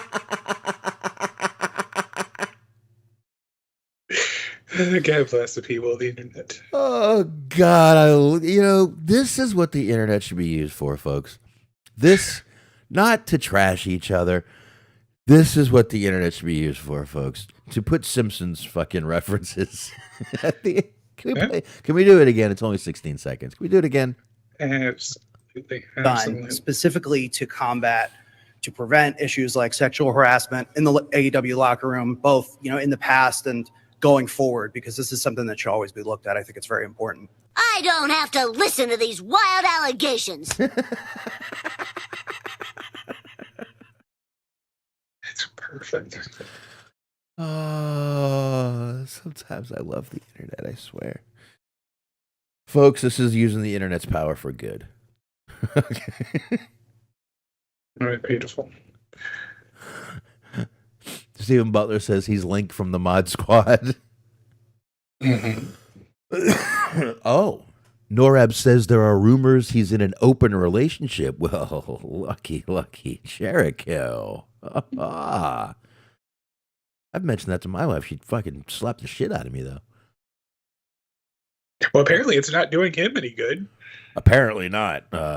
Yeah, it still has to be consensual. Don't just And back to the game. Okay. Cheese says, from what I hear, there's nothing artistic about that game. Autistic, yes. Okay. Again, it kind of bums me out that game didn't do better. But I want you to think about that, though. Like, again, this kind of stuff is not funny. But, imagine, you just, if she fucking goes to the hotel room and, he's there. And she's just like, you know what? I don't want to be an AEW that bad. Fuck it. I'll go back to Impact. Yeah, I mean, just imagine it being that kind of being fucking that ugly to where somebody would rather just be like, fucking work Impact than have to fuck you. Just imagine this young girl, and I mean, this is like when, I mean, did you ever see Star Wars when Leia was tied up and really had that hot outfit on and Jabba the Hutt was sitting there and just all fat and shit, and then like she's there all sexy and shit? We've seen Jericho with his shirt off, folks. You think you know? I think you figure out where I'm going with this. Okay?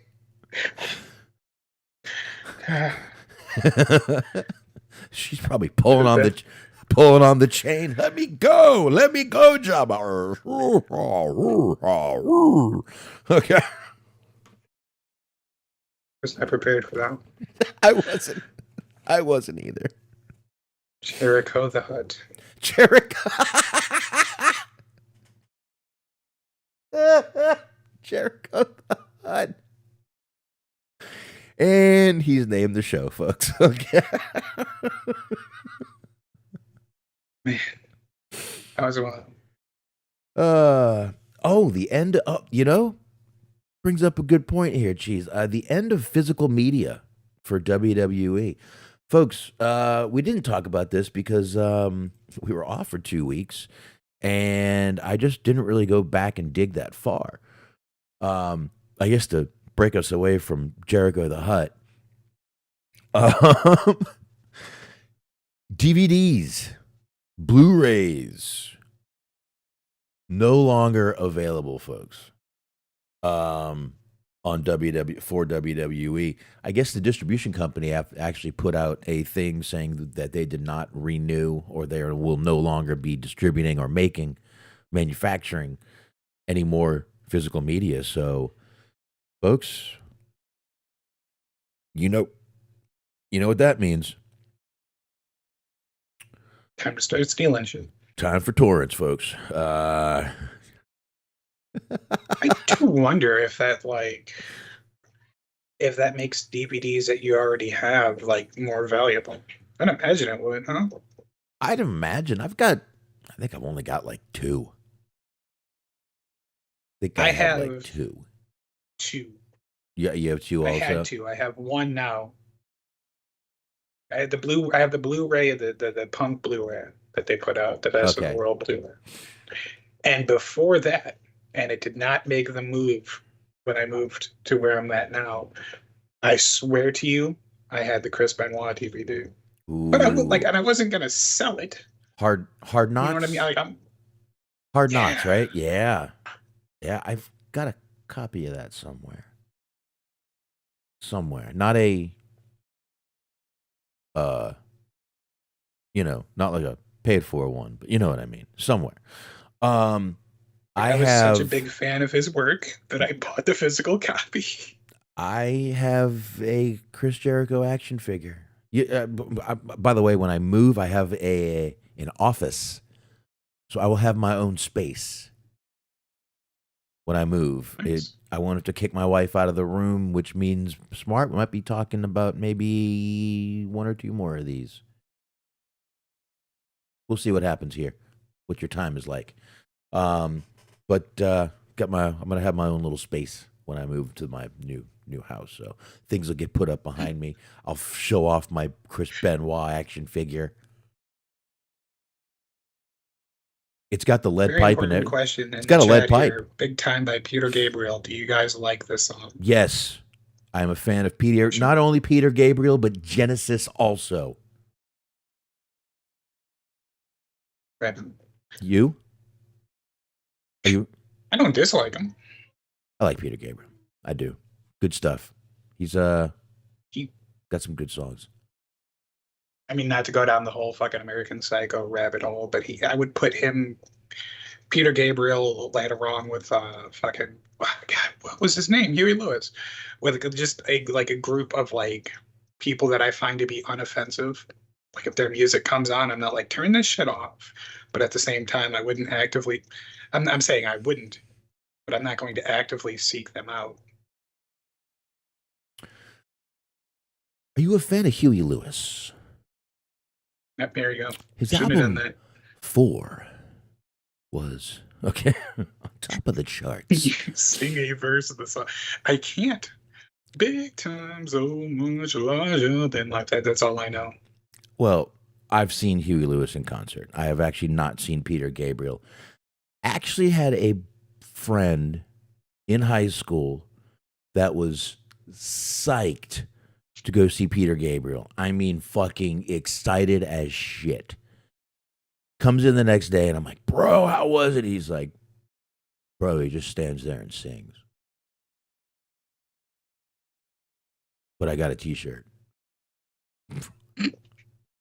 Okay. Not even a bit fucking concert t-shirt, or he just bought himself a pair of Hanes on the way Said home. it was not a great concert. He said the songs were great, but the guy basically just sits there and sings, and there's shit going on behind him, and that's about it. There's really nothing theatric about it. So he just wasn't very impressed. I heard, I heard the same thing about. That's awesome songs, but I mean, I think awesome songs, but kind of boring as shit. ZZ Top. I mean, I know one of them's not alive, but everyone said their music is fucking awesome, but watching those guys in concert, snooze fest. They're just three guys. They don't move around very much. Huey Lewis carried a mic stand at all times in his pants. That was Spinal Tap. But yeah, folks, back to you will not be able to get any VHS tapes, DVDs, Blu-rays. You won't be able to get any of those no more. Stephen Butler's got a good collection. I have the Road Warriors documentary, and the Rise and Fall of ECW. Those are the only two I've got, I own physical copies of. I'm not saying those are the only two I can watch. I'm just saying those are the only two I own actual physical DVDs of. So, yeah. I think that in this streaming era, it's not a bad thing to do. I'm sure they looked at their DVD sales and all that stuff and said, ain't worth it. I mean, I get it. It's cost cutting, I guess, but I just like the idea of having some physical media around too, you know what I mean? Just because, like, when a couple of years ago, when there was those tornadoes that rolled through, I didn't have internet for like a fucking almost 2 weeks. Right. I mean, as you were in a similar situation, you were saying about not having internet last couple of days. It's nice to be able to have, and you have all your shit on hard drives and stuff, but it's just nice to have things there just in case there's no internet. Right. Yeah, you're right. It is, and that's luckily what I have my little hard drive for. Again, I got a hard drive that plugs right into the USB of the TV. If you look up your TV and type in external hard drive, it'll tell you which one is compatible with it. This one takes up to a 5 terabyte. I've got a 5 terabyte. But I have tons of movies on it. And I've got another one that I've got most of my kids' stuff on, but I've got some TV series on there. Of course, I can watch NYPD Blue anytime with or without internet. That shouldn't surprise anybody. It really shouldn't. So I want you to get like a flash drive, like a terabyte, 2 terabyte flash drive, and just on the off chance that somebody like discovers it when I'm gone, or just like put it out into the world somewhere, just let somebody discover it just normally. But I want it to be like I said, 2 terabyte flash drive. Wow. 99% of it is just fucking the most disturbing pornography, and then season 1 of Elf. Geez, speaking of discovering stuff, I was going through some old DVDs today and found a video of me fishing and lighting fireworks on a July 4th from way back in the day. Oh no, I was fishing with my ex-girlfriend. For a second there, I did not think you were going to be saying fishing. I should show you this tape and show you. Oh my God, I didn't realize how big her tits were. My Lord. And at the end of the day, that's what truly matters.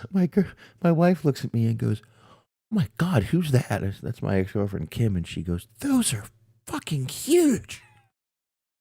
I never noticed. Wow. They are. They were. Anyway, maybe I'll play that for you when we go off the air real quick and show you. There you go. I don't think she'd be too happy with me popping that bad boy up on old YouTube. I don't care. But yeah. So let's get to this last thing here, man, and let's do this. All right, Sounds good. One last little thing, folks. This ain't a big thing, I don't think. According to Fightful here, Kevin Dunn, I believe, already has left WWE. I believe as of January 1st, he was no longer there, or December 31st, however you want to put it. But he is no longer there. Guy's been there for over 3 decades, almost 40 years. Executive producer, chief global television distribution. He was very big in the company. Now, man, a lot of people trashing this guy, and Tony Khan, don't even think Everyone about it. hates him. Oh, well, watch the camera cuts if you think they're going anywhere. I don't think they are. But he's retiring, folks. It says right here, to retire. A big factor in his decision to retire is changes internally post-Endeavor acquisition, and that Dunn was never going to do anything that was dictated to him, as opposed to how he personally oversaw production in the past. We are told this was not an issue of creative, but 2 differing versions of how things should be run from a TV production perspective, as WWE seeks to cut costs. I'm not saying it sounds like he was being demoted, but it seems like he was have someone tell him to tell him something. You know what I mean? Mm-hmm. He was about to become an underboss to the boss when he was the boss. So, good luck, Kevin Dunn. Well, if we'll know what he's up to if somebody were watching Impact in like 2 months and the camera's just fucking jetting across. Yeah,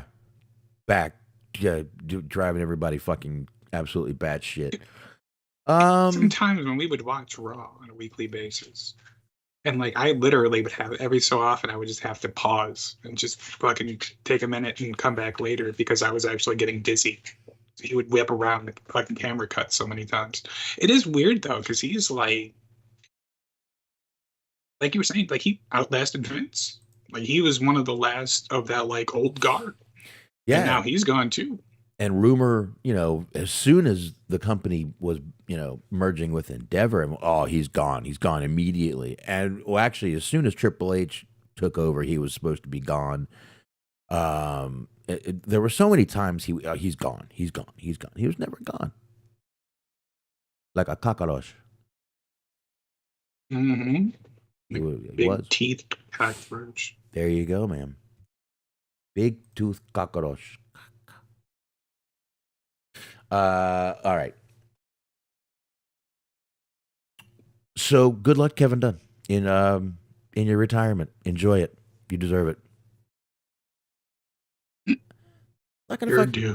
What am I gonna? I'm not gonna fucking shit on the fucking guy. If he retires, he retires. If he doesn't, he doesn't. But good for him. Good for him. So let's try to get a little 15-minute gloss over Dynamite, add a little bit of World's End to it, and there we go. Let's start there. So we can actually start with the beginning of the first Dynamite of 2024, folks. Kicked off with our new champion, our new AEW champion, Samoa Joe. Right after his match, he was cutting a promo. They showed that. But he did beat MJF again at the beginning of the show. We said we called that motherfucker Adam Cole. Adam Cole was the devil, along with Kingdom and Wardlow. Now, there were more than that, so I don't know if they're going to keep a few more coming out. That would be all right, I guess. But Joe says he is the AEW World Champion, and he will take everything from anyone who tries to take his title from him.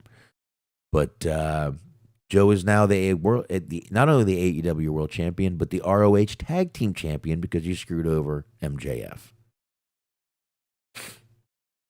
No, I thought that they lost that. Yeah, but isn't that where the devil put up nice doing business with you and he? Oh no, you're right. I got it. I got it backwards. You're right. They Because did. Taven and Bennett have You're right. and Bennett won. You're right. You're right. I'm sorry. Which I thought I was fucking onto something. I was like, man, if I'm gonna be right about the fucking Joe being the devil thing, I was gonna be so happy. And I was like, no, close, but not quite. I like the people that were saying it's going to be Tony Khan. Y'all need to. I mean, shit. Y'all need to stop taking fucking pain pills or whatever shit you're taking. Fucking Tony Khan would have had fucking hair sticking out of. Oh, it's gonna happen. He's gonna become a television character after a while. I don't think so, man. I don't think he wants all that bullshit. I think he gets enough shit now. I don't think he wants it. I don't think he wants the I bullshit. mean, in a sense, he already is because he has the fucking special announcement every 2 weeks or so. Triple H had an announcement today. What was that? Anyone? Chat room? Let me hear it. Look it up. So Cole did come out and was telling us why he did what he did at World's End. And like I said, we did get that they were called now the Undisputed Kingdom, excuse me. Undisputed Kingdom. So there you go. I still say we're going to get either Bobby Fish or Kyle O'Reilly back very soon to join this group.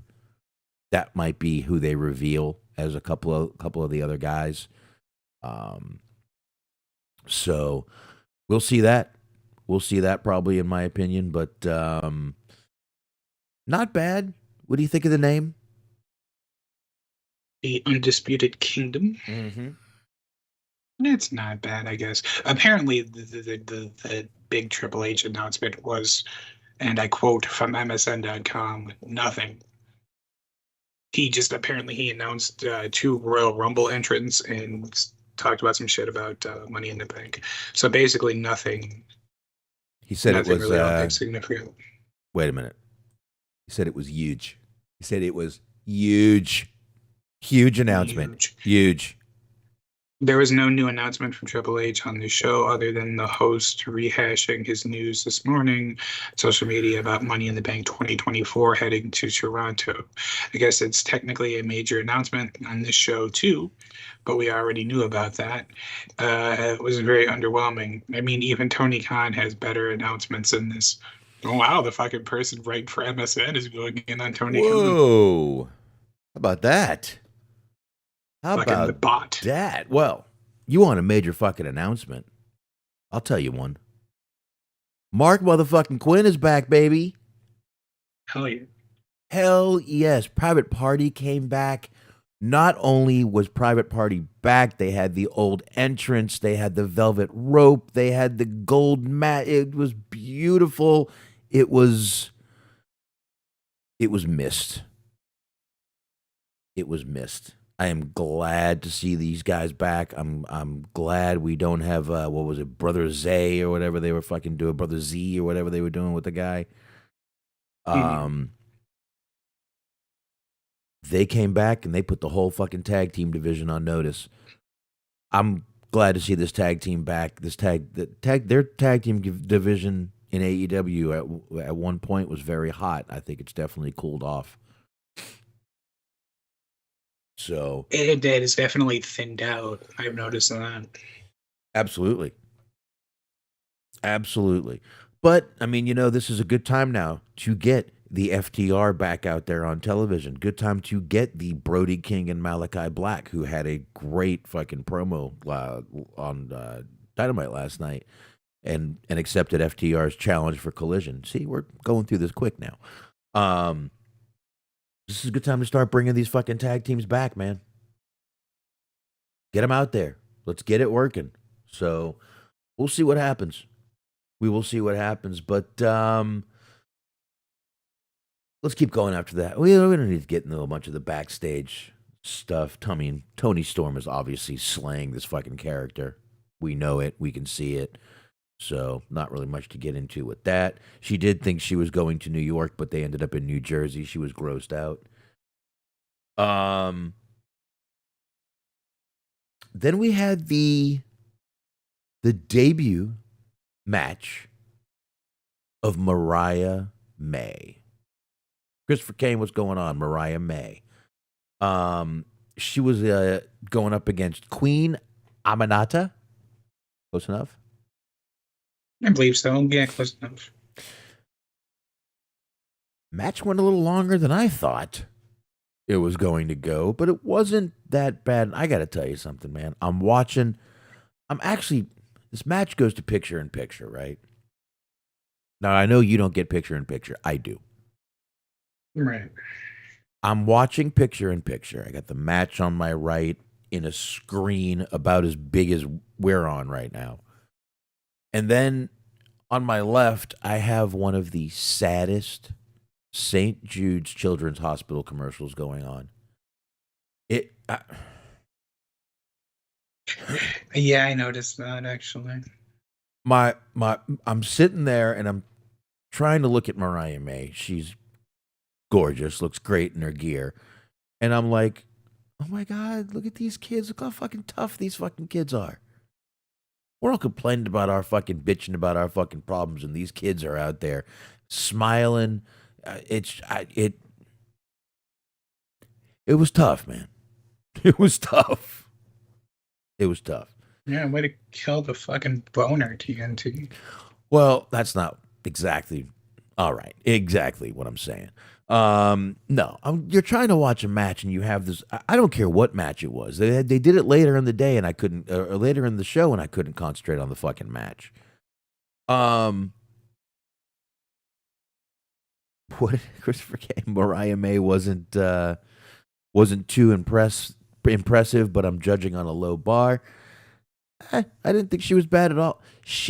I did notice she over-rotated a couple of her moves. Like this ring might have been a little big and she was getting a little too much speed on everything. I don't know if I've only seen her. Yeah, go ahead. I'm sorry. No. I was going to say, I've only seen her wrestle a couple of times because she was in Stardom and I watched a couple of her matches there. But she seems like she's all right. That's why I'm wondering if that Stardom ring is smaller. And it could probably be. I mean, I feel like they run probably akin to like an independent show. Right. So it is a little bit smaller. So anyway, she'll get used to it. And I saw that. And then after that, after Mariah May's win, folks, we had another fucking comeback tonight. Not a comeback, an actual debut last night. Deonna Purrazzo, folks, she is all elite. She even said it. She said she's all elite. There was a good line here where Deonna Purrazzo told Mariah to send a message to Toni Storm that no matter where she runs, she'll find her. And Mariah goes, I'm not the messenger, so tell her yourself, bitch. And then Deonna hit her. So Deonna Purrazzo, it was speculated she would be going to AEW. It was saying that very quickly too. So she just left Impact. I mean, what? Right before the, I think it might have been New Year's. I think her contract like just ended. So I don't know. Mr. Kane says they watched the women's matches in the pay-per-view and felt like a proof. Well, good. There's nothing wrong with it. It's natural. Personally, I like to watch all of my women's wrestling, like wearing like two hoodies. Like to wear a fucking hoodie over the hoodie just to get extra creep factor. Oh, I thought you meant you put one on and you put one on backwards so you can cover your face. That's an idea too. Right. So you put the trench coat over that. Also, I do feel bad for TNA because it was just like I felt a sense of relief for her that she was there. It's like, oh, good for you. You're fucking moving up in the world. You don't have to be on Impact anymore. Or I've said poor TNA. We're pro TNA. I mean, we can be. We are pro tits. I and said I ass. feel bad for them. Folks, we are pro tits and ass here. We are. I feel partially bad that people are relieved when you don't have to be there anymore. I've said before, man, I don't like making fun of fucking Impact or TNA or whatever you want to call it right now, but I feel like sending someone there is like sending them to Siberia. I was going to say witness protection. Oh, good one. That's even better. Except you can keep your name and no one will kill you. Mm-hmm. Maybe. You never know. And also there's Rich Swann. Well, he's there. So, but yeah, there you go. So back to AEW. This is what's happened all night. We've gone completely off fucking track. So we get Christian out there, folks. Comes out with Kill Switch, Nick Wayne and Mama Wayne. I gotta say, I wasn't expecting to enjoy Mama Wayne, but I'm starting to like her. I'm still not there yet. We We might get there someday. I said starting to. I didn't say I did yet. I mean, she's very pretty. She's very milfy. Kind of has a little Jennifer Coolidge thing going. Stifler's mom. Little thing going. Mm-hmm. Little better. But I think I might be able to get used to it. I might be able to. We'll see. I'm going to give it more time.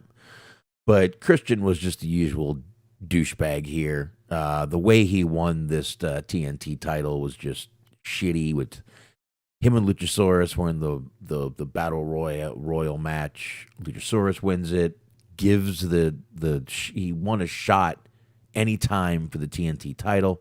Basically a Money in the Bank. And Christian whispers in his ear. He hands it to Christian. And after his match with Edge, he ends up taking Edge out and getting the TNT title. Did I sum that up all right? Yep. I mean, I was a little surprised that they did that. Because I thought for sure Edge was going to win that, or Copeland, whatever. And I mean, he did, but He did. like you said, immediately after that, they did the rematch. Yeah.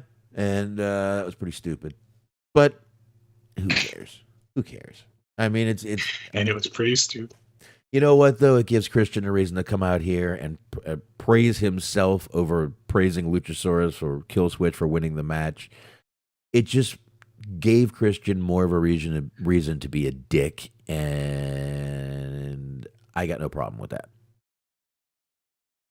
I have no problem with that. So, all right, let's go on to something else that was interesting in the show.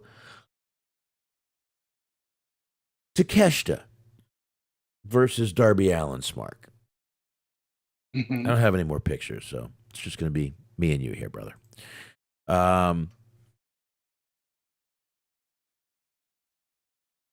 What? Where'd you go? You said that, so I turned the camera off. You douche. Okay. Darby Allin is going to just erasing some stuff here. Okay.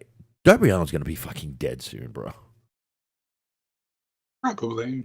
I mean, the fucking couple dives out of the fucking ring, the fucking crazy like pile driver that fucking Takeshita gave him, totally strong style on the back, on his neck, on the back of his neck, and that fucking rolling suplex down the ramp, dude. That looked like it fucking hurt.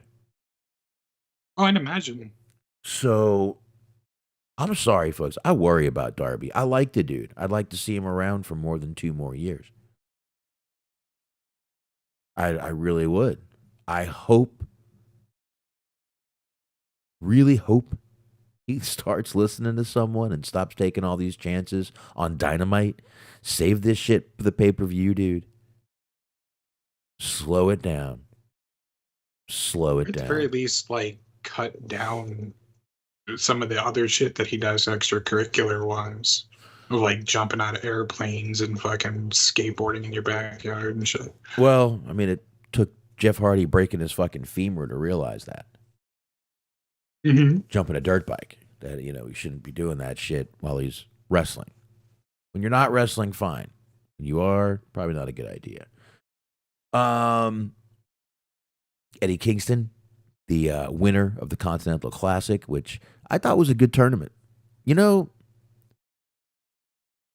we always say AEW and all these bullshit tournaments, blah, blah, blah, blah, blah. But when you think about it, it wasn't a bad time to do a tournament. The weeks over the holidays, Mm-hmm. people are traveling, people got family in, no one's really watching TV as much, so not a bad time to do something like this. And it ended up being a lot of good matches, even with Mark Briscoe and Jay Lethal, and some damn good matches happened out of this. But My problem with the tournament wasn't so much that it existed or whatever, they shouldn't be doing a tournament. My problem was just that it was another fucking belt they're adding. there's that. That's a definite problem. Oh shit, sorry. Absolutely. That is definitely a problem. But I mean, what are you going to do? No. Eventually, I mean, at this point you can't unify many of the belts. I mean, I guess you could take the TNT and the TBS title and make a TV title. There's one title you could probably condense, unify. But he's got those for two different companies. So it's just strange, man. He's got way too many fucking titles. Everyone's got a fucking title. It's like that episode of Oprah. You get a title?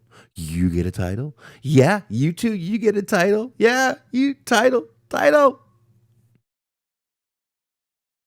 Everybody except for fucking Butcher and the Blade, they don't get shit.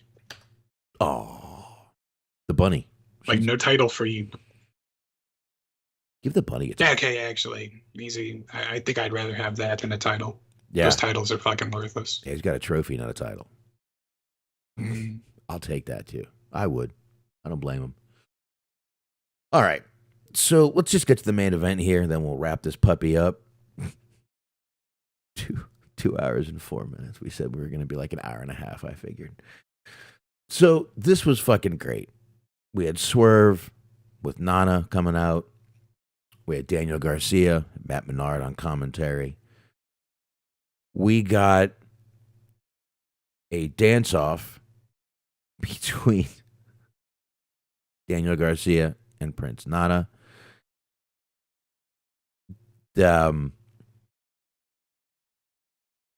I couldn't believe some of the people I saw that loved this. Were like, this was amazing. The crowd loved it. I had fun with it. I'm not saying I hated it, but it's like, can we do that like during a promo, not during a match? Anyway, whatever. Referees don't count in fucking AEW anyway, or they can't count. I don't know I don't know which it is. That would have been a great way to, if that's how that match ended. Was they just a fucking double count out because they're both dancing on the outside? Well, Nana's not in the match. That's true. Garcia was in the fucking match. Anyway, we'll just leave it alone. I thought this was a good fucking match, man. Swerve ended up getting a fucking win. They were in the ring. Fucking Garcia got a low blow, and then Matt Menard got a kick in the dick. There was some good shit in this match, man. I really enjoyed it. And then Hangman came out. I mean, I don't disagree, but I mean, he didn't take the air. Matter of fact, he didn't say a word. Didn't say a word. He came out and they just started fucking brawling. Hangman breaks free of the fucking refs and the security, and then Swerve breaks free. I thought it was a good pull apart. at the end there. I thought it ended very well with this pull apart. No, Feel yes. mildly bad for Hangman if you think about it, because like if you follow along with like the kayfabe logic of things, Bird broke into his house and like threatened the safety of his kids, and like that made him like that made the fans love him. Like he has not been he has not been a bigger star than he is right now, and this was after a breaking and entering. Well, you know, sometimes the fans just love the villains. What are you going to do? This is true. What are you going to do? Sometimes you root for the villain in the movie. Happens. It's all about the dance. Oh, If Hangman needs a dance, he does. He does. You should come down like in Monty Python on the Holy Grail. He should run down with a couple coconuts in his hand, doing the like he's riding a horse, making the horse noise. You never seen? Have you ever seen the Holy Grail? I actually haven't. Oh. All right, all you cult film people out there will get that reference. You've got coconuts. Not even a horse. Okay. Seen Blazing Saddles, if that means anything to you. That's a good one. That's Mel Brooks. That's Mel Brooks. Still funny. Very funny. Good one. Fucking love Airplane. The Zucker Brothers. Good ones. Mm. Very good. Very, very good. Very funny. Funny movie. All right. So that was AEW. I thought it was a good show, and you said, was it earlier? So was it?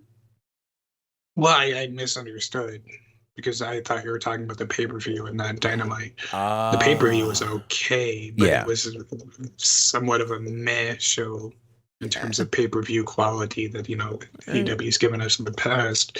This one was like kind of forgettable. Really, I don't want to go that far, but I feel like the only like real good match on that pay-per-view was Kingston Moxley. True. I could go for that. I guess MJF might have actually been like injured for real, so that might have hurt the quality of that match. He's had a few nagging injuries, which is why they kind of got him out of there for a little while. So yeah, absolutely. But I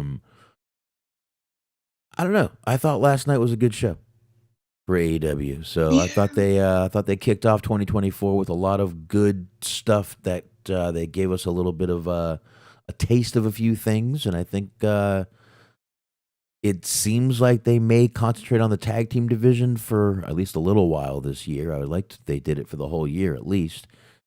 I mean, I'm a huge fan of tag team wrestling, so that's me. But that's it for me. I got nothing else. I mean, I guess real quick to stay on the topic of the tag teams. I think the question becomes, what do you do? Because if you think about like their tag team division, from like where I thought it was going to be, is so wildly different now than it was like a couple of weeks ago, months ago, whatever. Because like right now, I think one of the Lucha Brothers is injured, so that sucks. Yep. Fucking Santana and Ortiz aren't a thing anymore. No. It's just like all the people who like I was looking forward to when you were saying the tag team wrestling was like real hot. For the most part, they're all gone. Yeah, but you could break a couple tag teams out of this new faction with Cole. You could break a tag team with the Callis family. There are a couple of tag teams that can make up for those. And I mean, the Callis family, you could get 2 tag teams out of it. Mm-hmm. So there's that. Not the Callis family, the Undisputed Kingdom. You can get 2 tag teams out of it. There's fucking 5 guys there. That's true, yeah. You can have the 2 tag teams and the fucking the cripple. Temporarily. So, yeah. I mean, or they're just going to have to put some more tag teams together, or hire some more tag teams. Tony will just buy some more tag teams. Just puts on a fucking like grocery list. Like, get some milk, get some popcorn, get some tag teams. Couple of tag teams in here, and we'll we'll go home, we'll make dinner, and we'll do a little show. There you go. That's it, man. That's it. So all right, folks. I say it's speaking of dinner, let's put the women and children to bed and go look for fucking dinner. That's it. That's it, my man. All right. Smark. Very nice. Very nice. First show of 2024. Much appreciated, sir. Much appreciated. Chat room. Very nice to see you guys. Sorry about being off for 2 weeks. Couple things didn't work out for me, but my wife has, like I said, had surgery, and that all went fine. She's good. We have to go back for a follow-up tomorrow, so we'll see what's going on with that. And I just appreciate everybody. I appreciate everything from last year. I appreciate the new year we're about to go with, and let's hope some good things happen. I don't know what else to say.